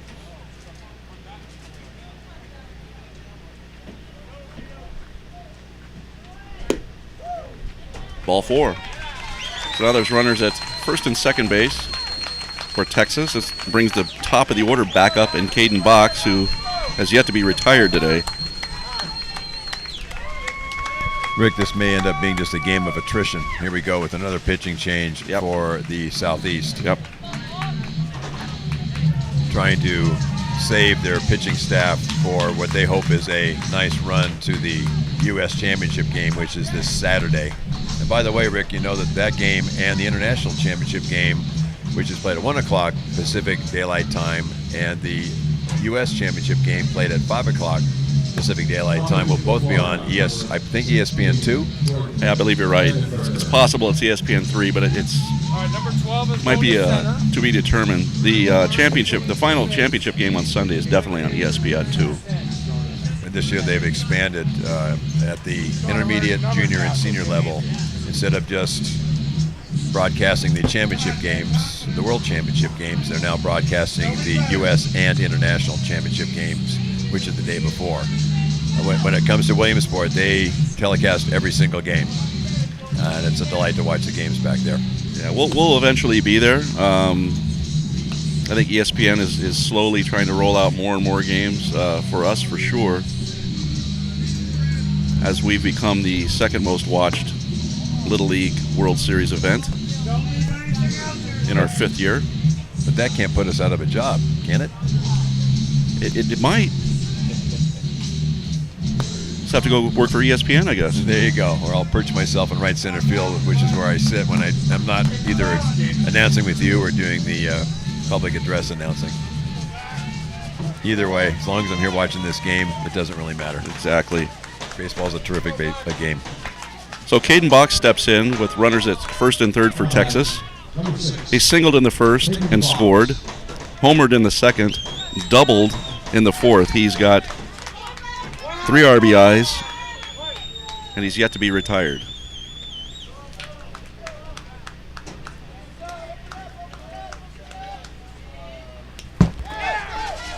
There's the first pitch from Jordan Eggenberger, is a wild pitch, and both runners advance. I believe Eggenberger was their starting pitcher in their first game. That is correct. That is correct. We have the infield in here. There's a strike on the outside corner. Great pitch from Mr. Eggenberger. Now, what do you think of this option at this point, Ed, of bringing the infield in? Do you like it? Yes, absolutely. See, now late in the game. Now it's a little bit of a different situation for sure. It's a ball that's down and misses. It counts 2-1. Should the Southwest score at all, the Southeast only has 6 outs to try to get those runs back. So it's a good option at this point to bring the infield in. The way Caden Box is hitting, though, it's a risky proposition. What a great breaking ball from Jordan Eggenberger, and Box missed it badly. The question is, can he throw that breaking ball one more time? He does. It's grounded up the middle. Flowers cuts it off, goes to home. Now we got 2 runners at third base. Feliz throws down to second base. Safe at second. So Florida is unable to record an out on the play. The one fortunate aspect of all of that is that Texas was unable to score. So the bases are down loaded. There's 1 out still. That it didn't kill Florida on that play. It set up a force at any base. On that play, the shortstop, instead of making the runner, running at the runner, making the runner make the decision, the shortstop made the decision to throw it to home plate, and that allowed all the runners to be safe. I think it was the right play by the shortstop. I mean, he saw the runner breaking for home, and he threw home, but it was early, and the runner was able to change his mind and go back to third. However, by that point, there was 2 runners at third, and then chaos ensued. It's the kind of play you have to make your mind up in a split second. And the ball wasn't hit all that hard. It was hit to his left, and he made a play that did not result in a run scoring. So that's the best part of the play. But he probably could have run at that base runner, I think. Yep. And make that base runner make the decision which way he's going to go. So you get an out on that play, and then there would have been 2 outs at this point. Yeah, as hot as Caden Box was, I mean, you're going to take that. I mean, and to get nothing out of it was tough. So that's a fielder's choice. Now there's pressure on Eggenberger. 2-1 count, bases loaded. He's got to come in with a strike. Ethan Green has 2 hits in this game and was hit with a pitch. He scored a run and knocked in one, so he's a really good hitter as well. That ball is fisted foul out to the right. Well, if Eggenberger's got a good off-speed pitch right now, this would be a great time to throw it. Yeah, he does. There's no question about it. He had Box really fooled when he threw it previously to him. So the count's 2-2. That would be this would be a good spot to throw it. He really needs a strikeout badly.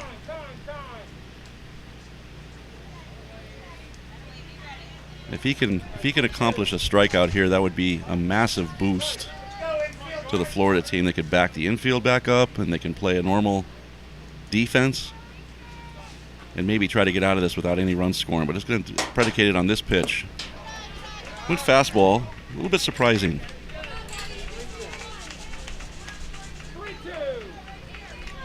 Count's full now. Has nowhere to put him. He's got to come in and throw a strike. Batter's looking dead red fastball here. Let's see him throw a breaking ball, Ed. No, he didn't do it. Going back to what you were saying before, how about a 2-strike pitcher willing to throw an off-speed pitch or a curveball on 2-2? How about 3-2 bases loaded in a World Series? With the game almost on the line.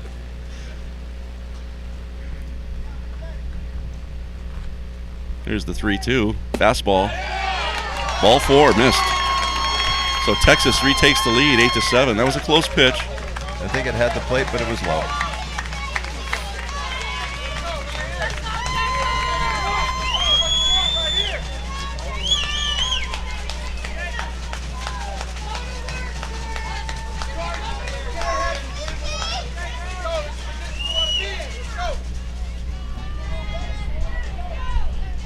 That's going to bring to the plate Jacob Charles. Charles has struck out, flied out to center, and hit a massive home run his last at bat. First pitch is outside. He's looking for something to drive here. He's got a lot of confidence after that home run.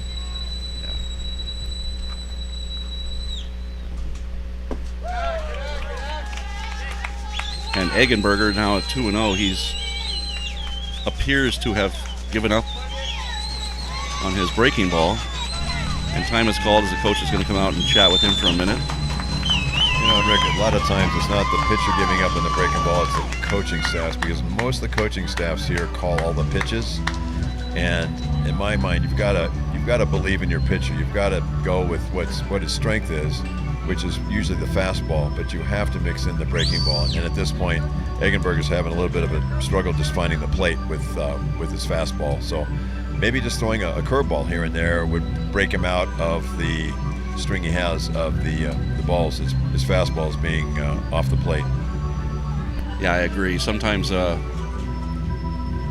you have to do is throw that curveball to get that fastball back in the zone. So we'll see what he does. And sometimes you just need to go give your pitcher a big hug. Just tell him, hey, this is not life. This is baseball. We're having a good time out here. It's awesome. We're 7-7 or 8-7. We're in the World Series. Just relax and have a good time. Do your best. That's all we can ask you for is your best. Seem to have some sort of a delay in the action here. The umpire went over and talked to the manager and asked him to speak to one of his fans in the stands. So we're back in action here with a count of 2-0 to Jacob Charles. Bases are loaded, and Texas has already scored one in this inning. Here's the 2-0. There's a strike on the outside corner. Good pitch by Mr. Eggenberger. That was a pretty pitch on 2-0. Still that was a fastball. Yeah, Charles is looking for something dead red down the middle. He's not looking for an off-speed pitcher. He's looking for something to drive. There's a fastball again, and that's down. The count is 3-1 now. And it's all been fastballs to Jacob Charles.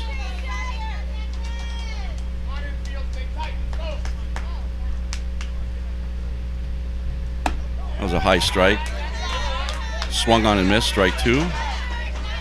That shows the anxiousness of Charles. He wants to hit the ball deep. That ball was up about his shoulders, and those pitches look big like basketballs, and they're tough to hit. Ball four. Walked in another one.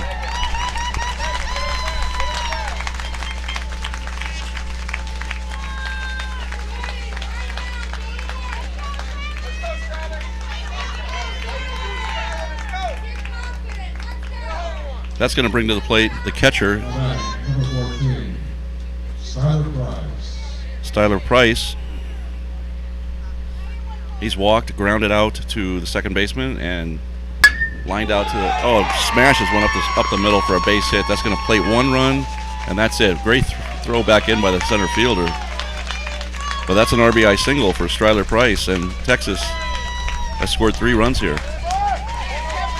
That was a bullet. If the pitcher couldn't react to that, it was by him before he knew what was going on. Center field did a really nice job of charging the ball hard and making an excellent throw to the plate to keep the next run still at third base. That's going to bring to the plate the center fielder, Ty Casey. And that's the first curveball he's thrown in about the last 10 to 12 pitches, and it was a strike.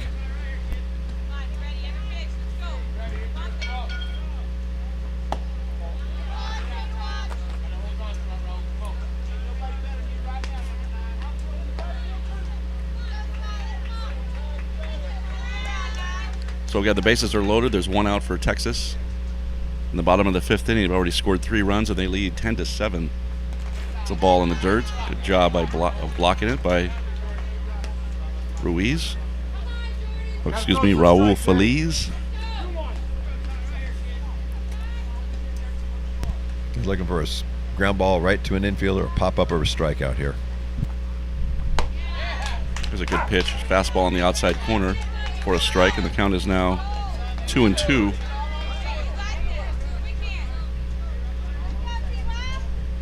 Boy, that play, Ed, that they were unable to get an out on Caden Box has really come back to haunt this Florida team. Yeah, absolutely. I mean, that's been the difference this inning. I don't think they score if they were able to record an out there. Yeah, Huh? possibly not. It's the little things when you Right. get to this level of baseball. There's a swing and a miss. Great job by Eggenberger throwing that breaking pitch. So the breaking pitch went away for a couple of batters, and it came back here. He threw 4 out of 5 pitches, breaking balls, and he strikes him out for the second out. Nice job by Eggenberger. So that's going to bring to the plate Dominic Garcia, who's been hit by pitches twice, and he flew out to center field. He has an opportunity to drive in a few runs here with a base hit. Florida has, with 2 outs, of course, has brought their infield back. Ball's hit out to the right. Foul out of play, so count is quickly 0-1 to Dominic Garcia. The Southeast can get this batter in with no further damage and leave the inning down 10-7. They've got to feel pretty good about things. They've got 6 outs to get those 3 runs back. Breaking pitch misses up, and the count is 1-1. And they've already proven they can hit the ball today. Both teams have hit the ball quite well. Hope everybody sticks around for our final game tonight. That's going to be a matchup of the Central Regional Champions and the East Regional Champions. No count, no count. Central Regional Champions from Georgetown, Indiana. The East Regional Champs from Freehold Township in New Jersey. That game will start approximately 45 minutes at the conclusion of this game. Bounced right back to the pitcher, and that's going to retire the side. Nice comeback by Eggenberger in those last 2 batters. That was a really nice job. I know he's a little upset and he wish they hadn't scored at all, but he did a really nice job to keep this game close. So we played 5 in Livermore here at Max Baer Park, and the team from Texas has moved back out in front of Florida 10-7. We'll be back after this.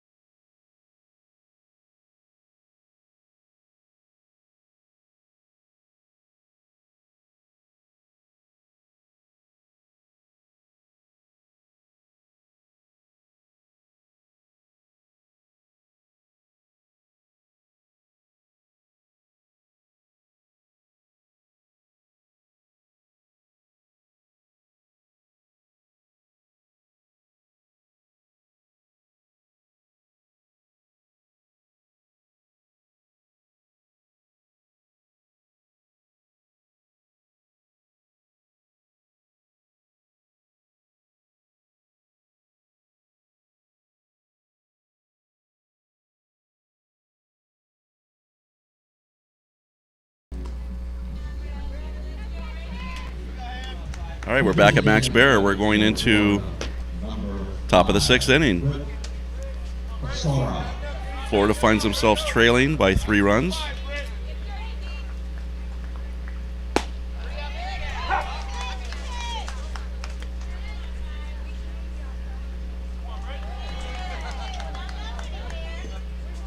Jack Bellows leading off. Excuse me. Britt Kostura is coming to bat.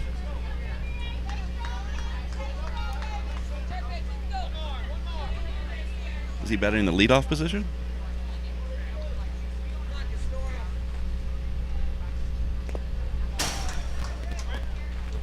No.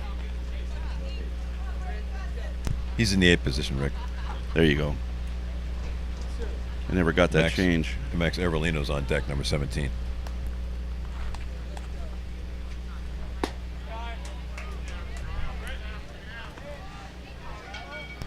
So, can the Southeast bounce back? Can the Southwest provide us with a shutdown inning? Let's see. So Hammeister's done a decent job since coming in. He's still out there.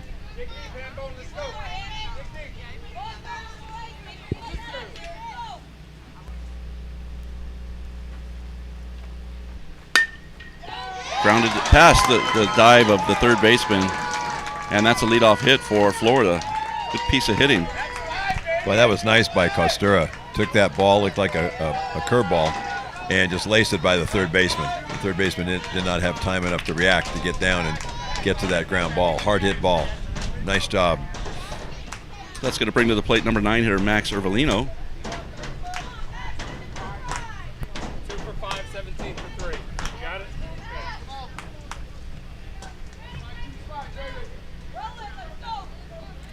Ervelino flied out to the left fielder his last at bat. Now batting number 17, Max Ervelino.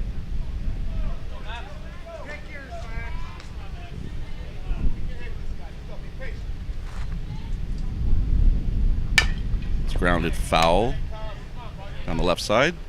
You know, Rick, I got to give a lot of credit to our volunteers who do the scorekeeping downstairs in the books. With all the changes that they make in and out, pitching changes, batting changes, defensive changes, and these people keep up with that. We're really glad to have them. Yeah, and the thing is with Little League Baseball is, not every defensive change obviously is reported, and it can be sometimes difficult to keep up with where the kids are playing, since they could just freely substitute, move them around out there without anybody having to alert anyone to do that. So I know they focus on the pitcher and catcher because the pitching, of course, has the pitching limitations, right, and the catching also does the number of innings you can catch and still be able to pitch. Ervelino fouls that one off the end of the bat. Count remains at 0-2.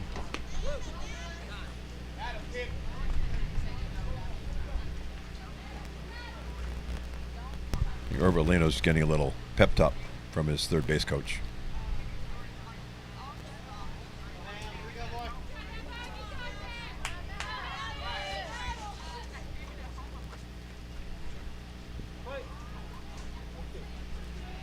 Not much of a lead at first base.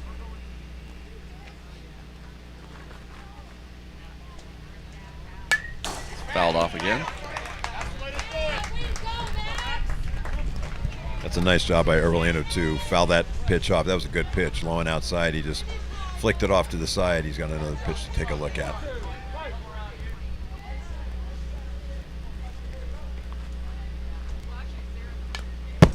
Fouled off again. And again he does it. Very nice job. Every time a batter sees another pitch and another pitch, he gets more and more confident, and he sees the pitch better and better. And the longer the count goes, the longer the bat goes, the advantage goes from the pitcher to the batter. Now, catcher's moved way off to the outside. Runner steals second base. So, nice job of running there. And Florida now has a runner at second base with nobody out. That's a pretty gutsy move, being down 3 runs and having your leadoff man try to steal second base, because it can kill an inning, kill a rally if he's thrown out.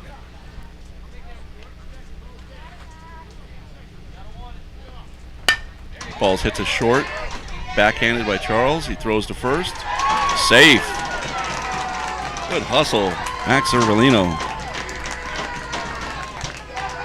And a nice job of base running by Britt Costura at second base. Ground ball was in front of him. He just hung right on second base.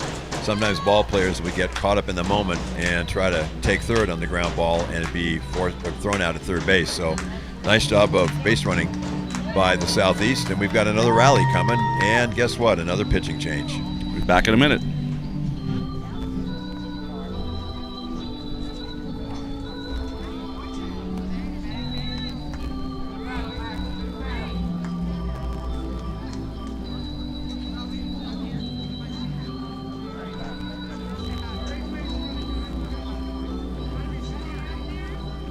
What do you have special pitch runners that he's utilized so far for the Southeast? Okay. Yeah. No, that was stuff back. Let me ask you, did he have a one for 11 SPR? Oh, okay. But maybe I put it on the wrong card. So what do you SPR? 10 for 17 special pinch runner for Southeast. Ryan, take it back. Okay, I'm throwing on the wrong side. My thing is not looking real good right now.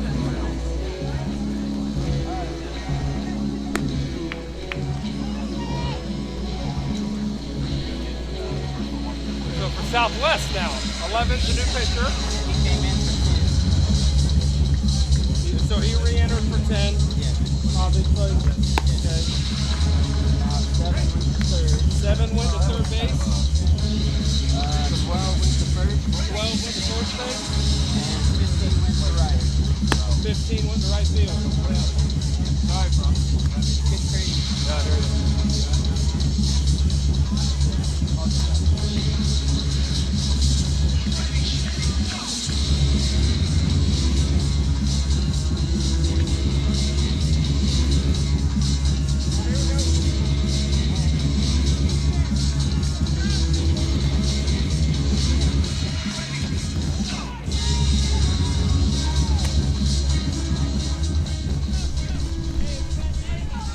Now on the floor, number 11, Drake Flowers.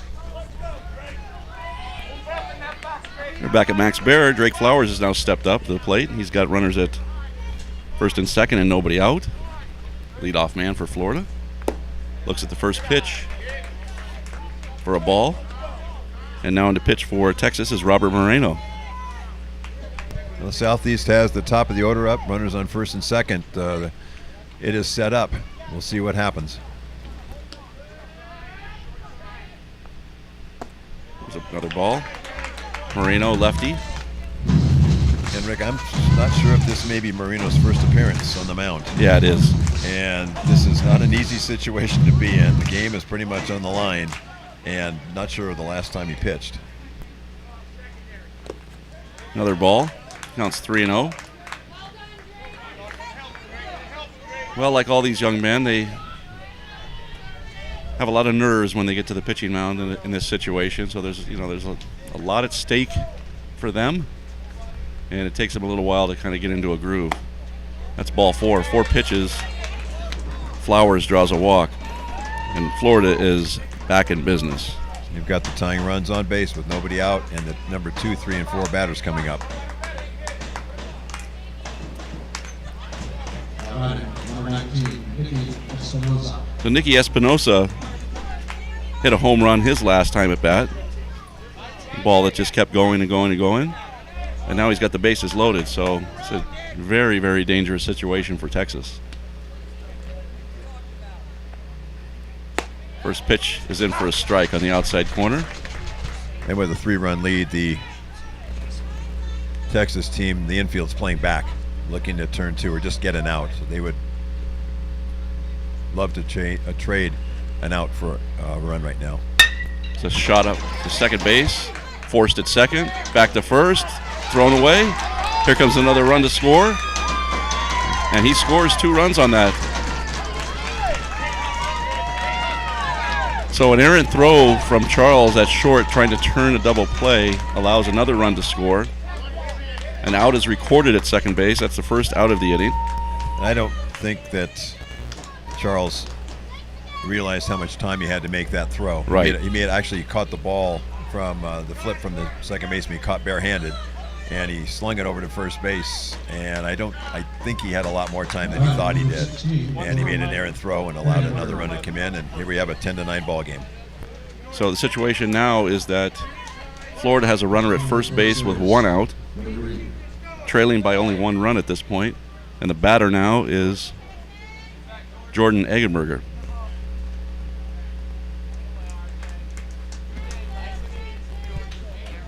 We have either a special pinch runner or a replacement in the number 2 hole. Billy Reed is back in the game running for Nicky Espinosa. Ball gets away from the catcher, and he scoots down to second base, so he's in scoring position. And just like that, a base hit's going to tie this game up.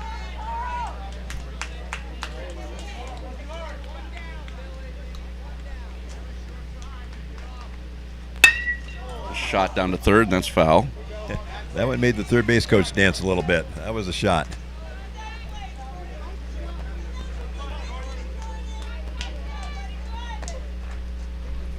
He's got a smile on his face. He knows he just dodged a bullet.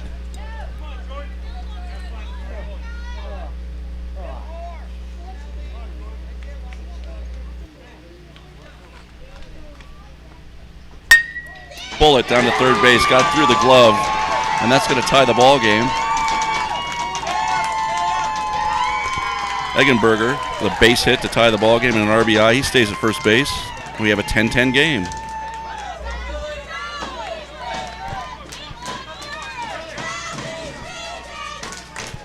It looks like no lead is safe in this game, Rick. We've had a 7-2 lead, a 10-7 lead. These teams are battling. This is like a championship heavyweight match where they just battle and battle back and forth, and they're not going to battle for 15 innings or 15 rounds, we hope, but this is a tremendous game. A lot of emotion. The outcome is very important for both teams, with the winning team remaining eligible to keep on playing and hopefully get to the Saturday U.S. Championship game, and the losing team going to the consolation game on Thursday. So there's a lot at stake, a lot of emotion, and we'll see what happens as we move on. We have another pitching change. We'll be back in a minute. Now pitching for Texas, number 12, Ethan Green.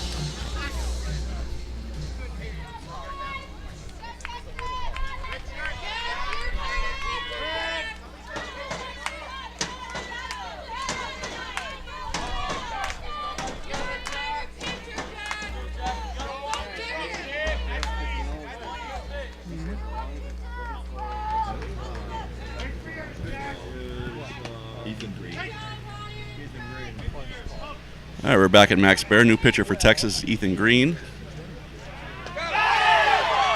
Oh, picks him off. Wow, was that a lift for San Angelo?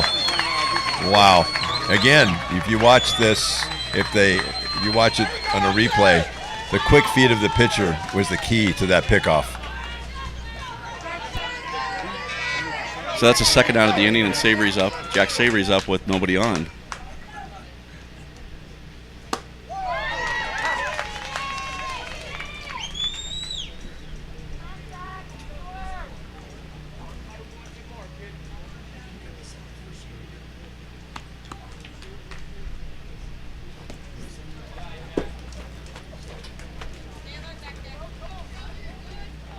Yeah, Rick, I don't know if that was a curve that didn't or not, but that was 57 miles an hour compared to the previous pitch, which was 74. Ethan brings it then, huh?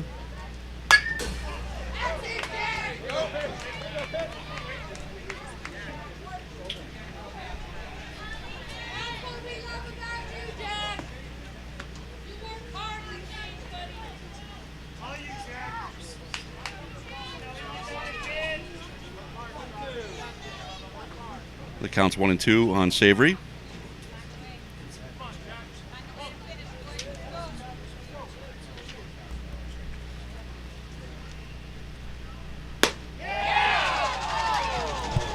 Green has a nice delivery. He hides that ball until the last moment. So the batter doesn't have much of a chance to really zone in on the ball itself.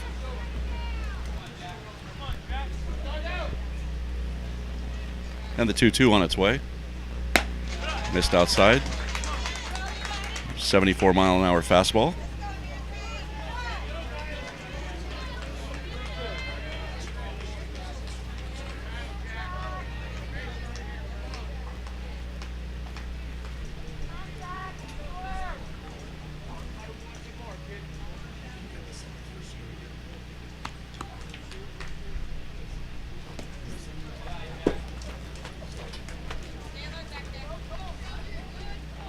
Yeah, Rick, I don't know if that was a curve that didn't or not, but that was 57 miles an hour compared to the previous pitch, which was 74.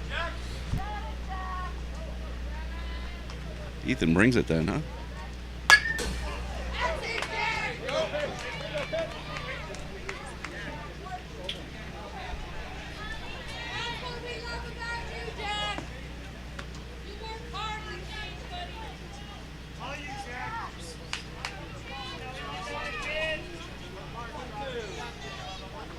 The count's 1-2 on Savory.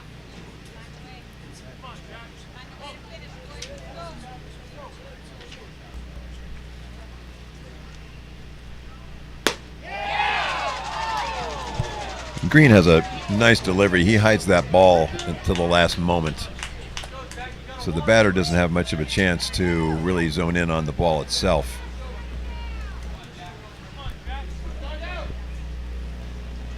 And the 2-2 on its way. Missed outside. 74-mile-an-hour fastball.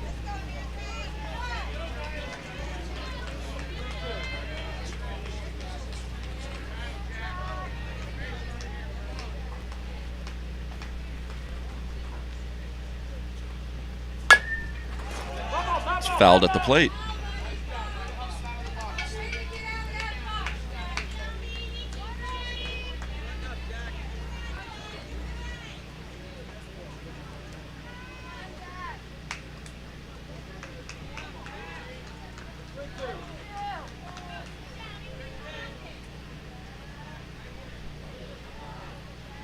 Savory's had a good day at the plate. He's 2 for 3 with 2 runs scored.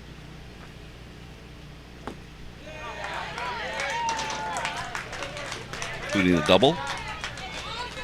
He takes a walk there. That's going to bring to the plate number 8, Jack Bello.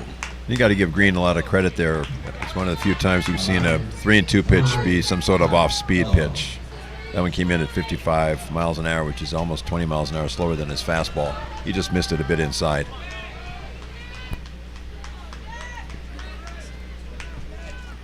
So Bello has 2 hits today as well, including an RBI. Fairly short lead at first base, but that hasn't kept the Southeast runners from taking off.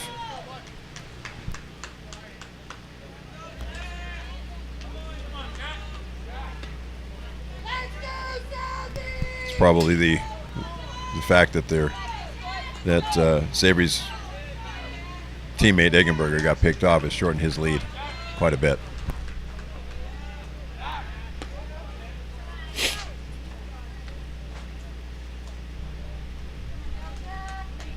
So Green's trying to get out of this inning with just a tie. Drops down and throws outside. The ball's, and the count is 2-0.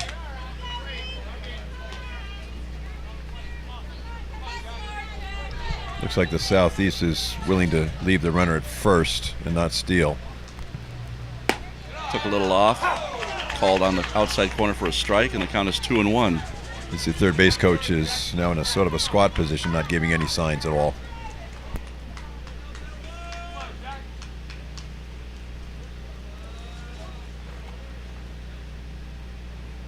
Here comes the 2-1. Grounded towards second base. Throws to first, and that's the inning. So for Florida, they come back and tie the game with 3 runs. We moved into the bottom of the 6th inning, a game tied at 10-10. Back in a minute. 5.5 innings of play.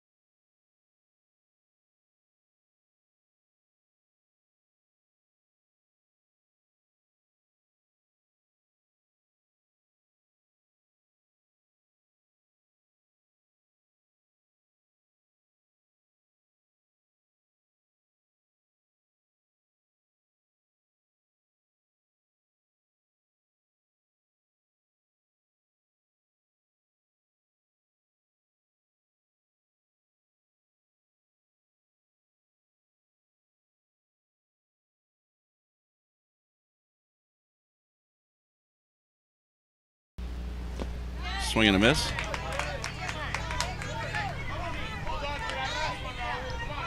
You can see with the movement of his body in that swing, it looks like he's trying to pull the ball.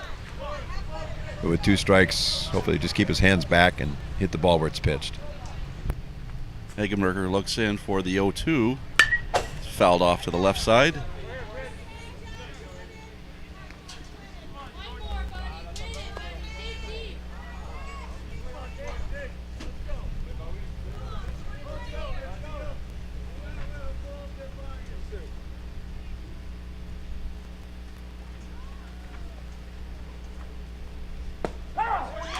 Strike 3 called on the outside corner, so that quickly 2 quick outs for Jordan Eggenberger. Very nice backdoor curve by Eggenberger. He's getting more and more confident now. He's retired 4 batters in a row. It's going to bring to the plate Caden Hammeister. Caden Hameister.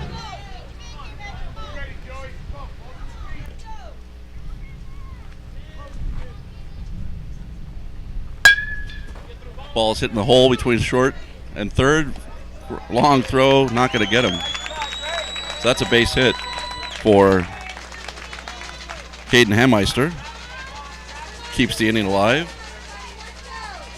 And that's going to roll the top of the order back up, and Caden Box. Number 6. Rick, it looks like we're getting more popular these days. We're up to about 750 or so viewers for this game. Is that right? It's terrific. Stolen base on the very first pitch. And just like that, Texas has a runner in scoring position. So Caden Box, by the way, has scored 4 runs today, knocked in 3. He's got a single, a home run, and a double. Have a day, huh?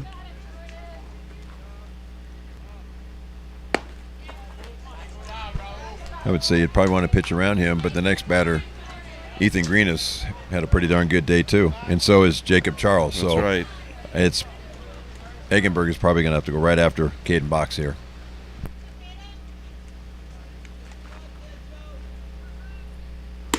Swing and a miss on an inside fastball. That's a good pitch.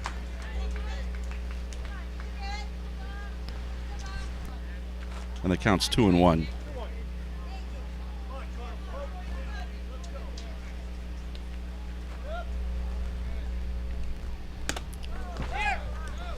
Did that hit him?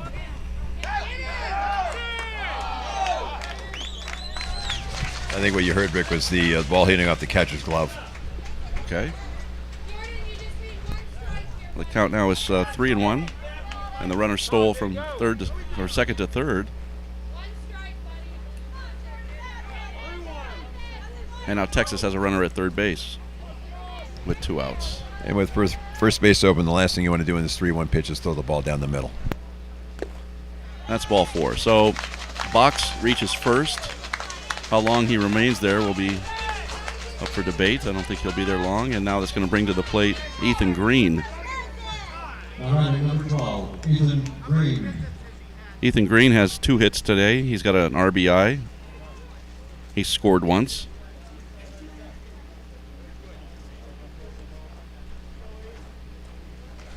Time is called as the umpire, or as the manager for Florida is going to go talk to Jordan Eggenberger on the mound.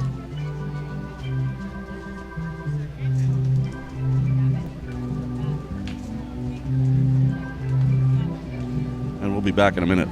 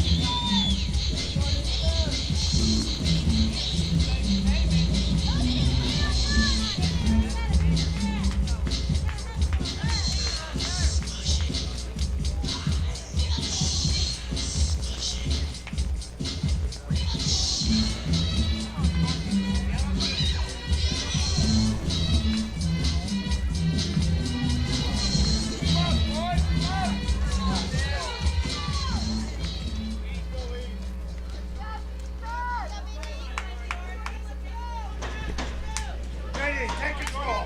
Okay, we're back. Ethan Green's up. Jordan Eggenberg is still on the mound. So there's 2 outs with runners at first and third.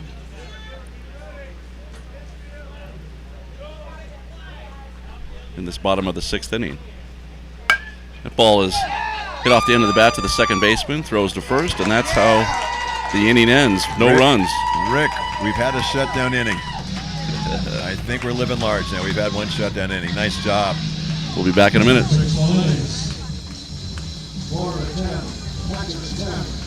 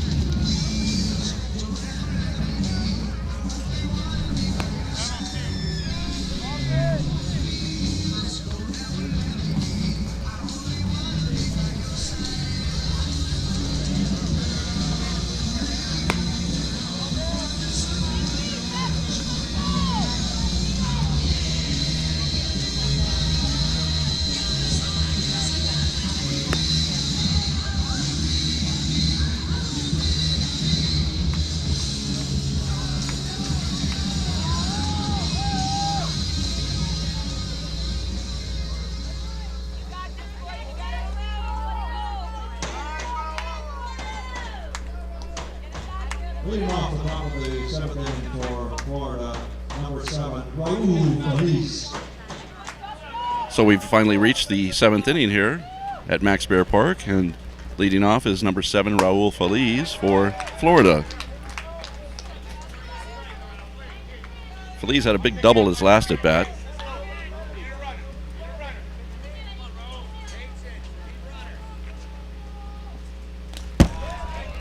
Ethan Green is still on the mound for Texas. The Southwest Regional Champions from San Angelo.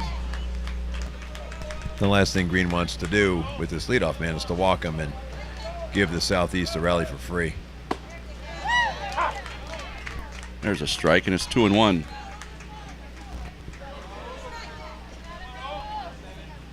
Feliz had squared to bunt.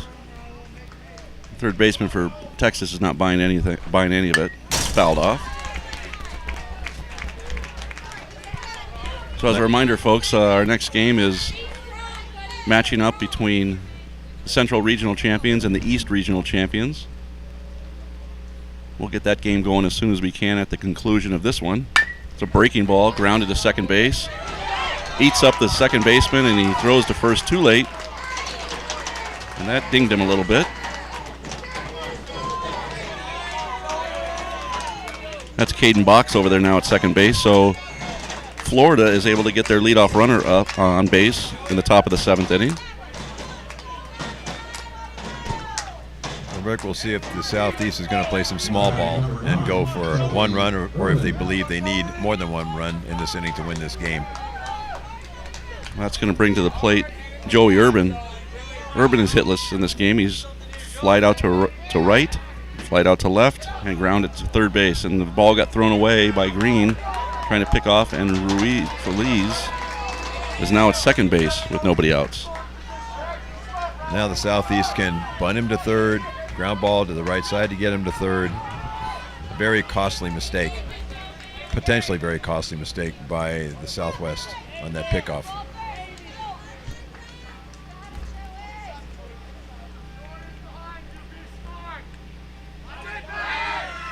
So they throw back to second base.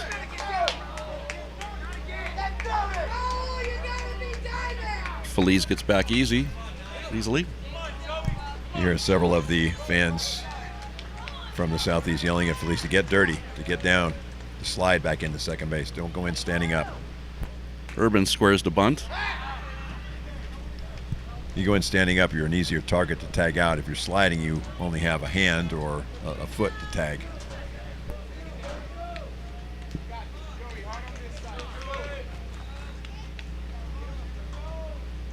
Urban squares again. Lays down a great bunt to the first baseman. Gets by him. That's going to be a base hit. What a great bunt by Joey Urban. That was textbook. That was beautiful. As soon as the pitcher sort of gave up on it, the first baseman hesitated just for a moment, and it was by him. Wonderful play. Great play.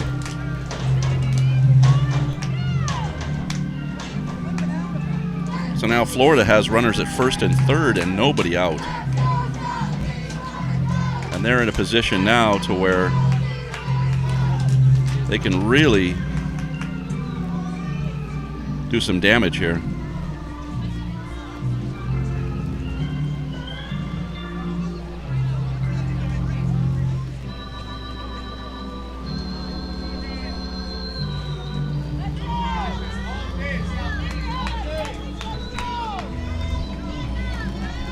Now we have strategy and counter strategy by both managers. We'll see how these all work out. We've got first and third, undoubtedly in the first pitch. The runner on first will probably try to steal second base, but I'm looking at the infield alignment for the Southwest for San Angelo, and they're all playing back. They're giving up a run on a ground ball here in the top of the seventh with the game tied.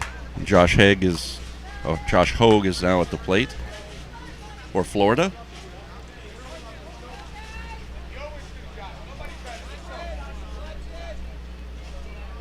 Now the first baseman comes in to hold the runner on, but still the rest of the infielders are playing back.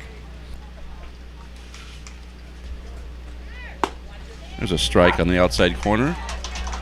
And the runner at first base takes second easily on a steal, uncontested.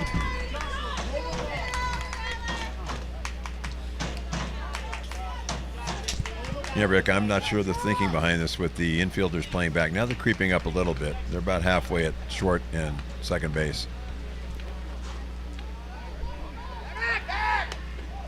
Pickoff play to third.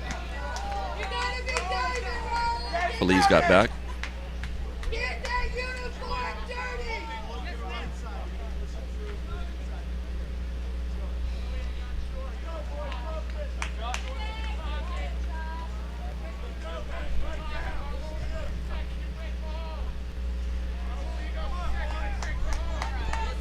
And Ethan Green here is definitely looking for some sort of a pop-up, a strikeout. Now the Southwest has brought their infielders, the short and second baseman, in on the infield grass. There's a bunt attempt by Hogue, and it's missed for a strike. And the count is 0-1.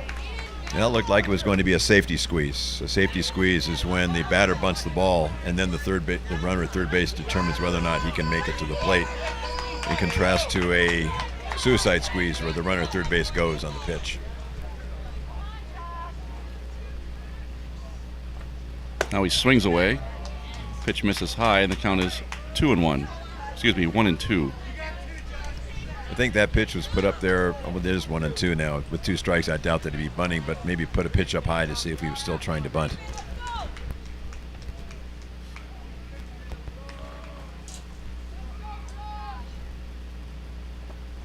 Swung on and missed, strike three. So that's a big strikeout for Green. And that's the first out of the inning. So runners at second and third with one out. And that's going to bring to the plate Sean Raff.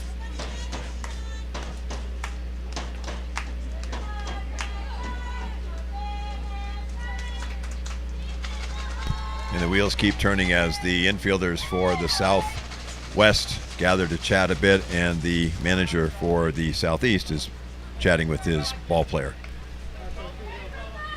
A lot of wheels are turning right now. This is a very important set of circumstances for both teams.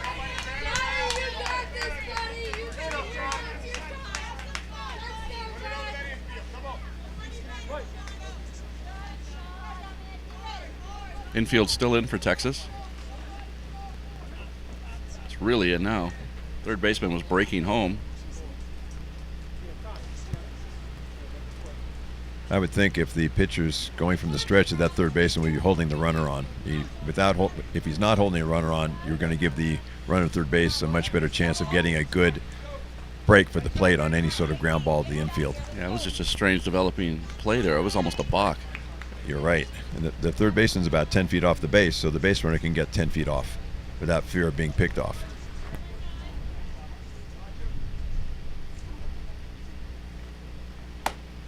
There's a strike in the inside corner. Counts 0-1. It looks like he's going to hit away. Oh, now the third base coach is going through a set of signs. So there may be a play on, but then again, it may be just a bluff.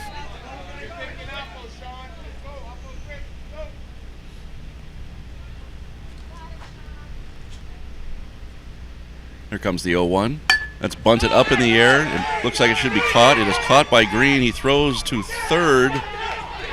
Got him. Double play. What a terrific play by the San Angelo defense. They wiped out a second, third, no-out situation. Did not allow the Southeast to score. Absolutely incredible. Wonderful job. So we're going to go to the bottom of the 7th inning. Still tied 10-10. Back in a moment.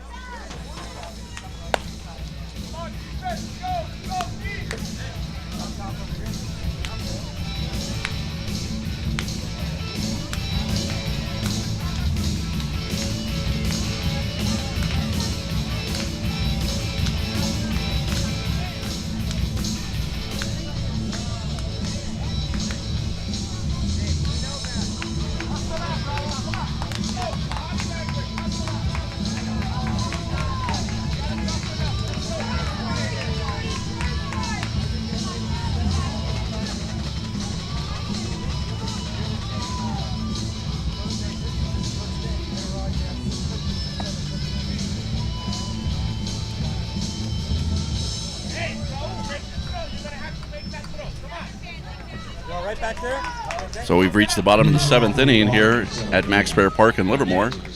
In a tie game, 10-10.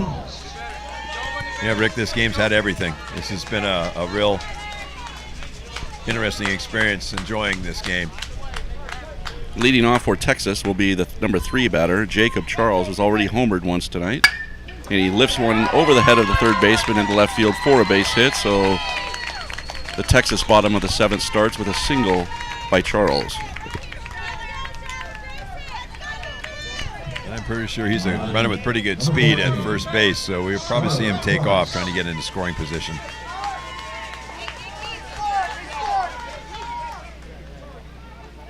Striler Price is up now.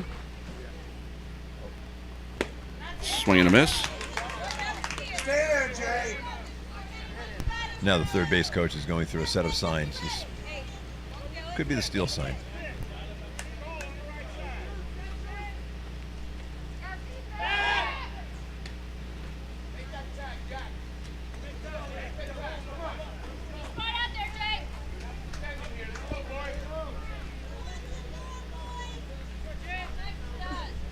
Felice sets up on the outside corner. The outfield for the Southeast is fairly deep, especially in right field.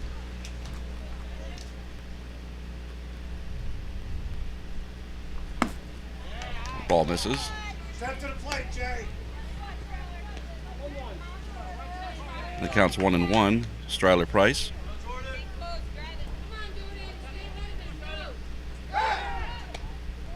I'm a little surprised the runner at first hasn't taken off. The coach is going through another set of signs. Maybe he's just looking for the right time and the right situation.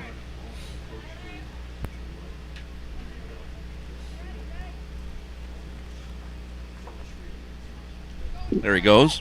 Ball is down. No throw. Felice had no chance, so now there's a runner at second base for Texas. Nobody out, and Jacob Charles. 2-1 count on Stryler Price. See what the coach did? He's waited to the third pitch, and his batter had to take a pitch and take a strike. So now it's 1-2 instead of being maybe 2-1. That's right. That was a strike. I thought it was down. So the ball's lifted foul behind us, out of play. Had he gone on the first pitch and it was a called strike, then you've got a batter with an 0-1 count. But now he's gone on the third pitch and he had to take the pitch. Now it's a 1-2 count. So you put your number 4 batter in a bit of a difficult situation, but we'll see how this all turns out.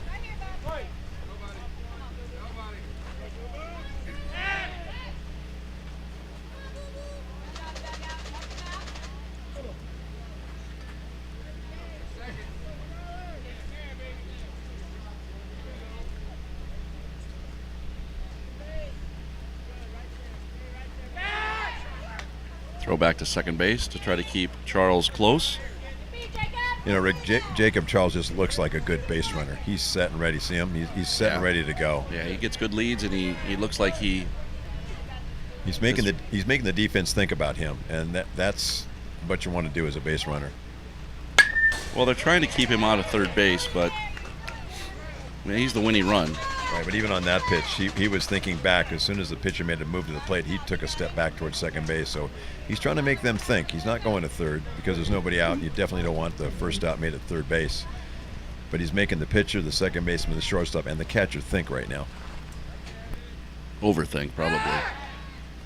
As you can see by the move right there, yes, I agree with you.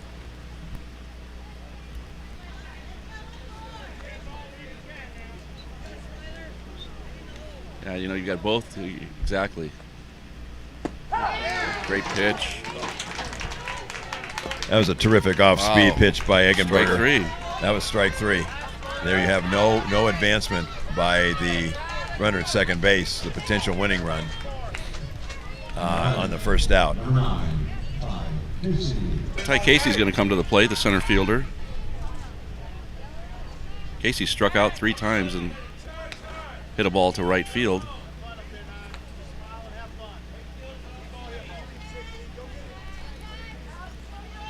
So Eggenberger bears down and gets a strike out of Stryler Price. See if he can do the same thing with Ty Casey.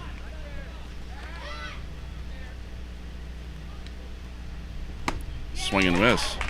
You know, Rick, on the last batter, I don't know Stryler Price and his ability to bunt, but the fact that he did not get the run over to third base could be critical in this game. A bunt would have got him to third with 1 out. With this batter coming up, where a base hit, an error, a wild pitch pass ball could have won the game.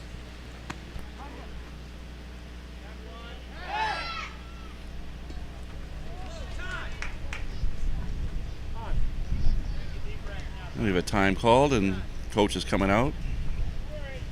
This must be between the two teams, the 431st visit to the mound today. If the coaches did not know their players before this game, they sure do now, because they visited a lot with them on the mound, especially the infielders and the pitcher and the catcher. We'll be back in a moment.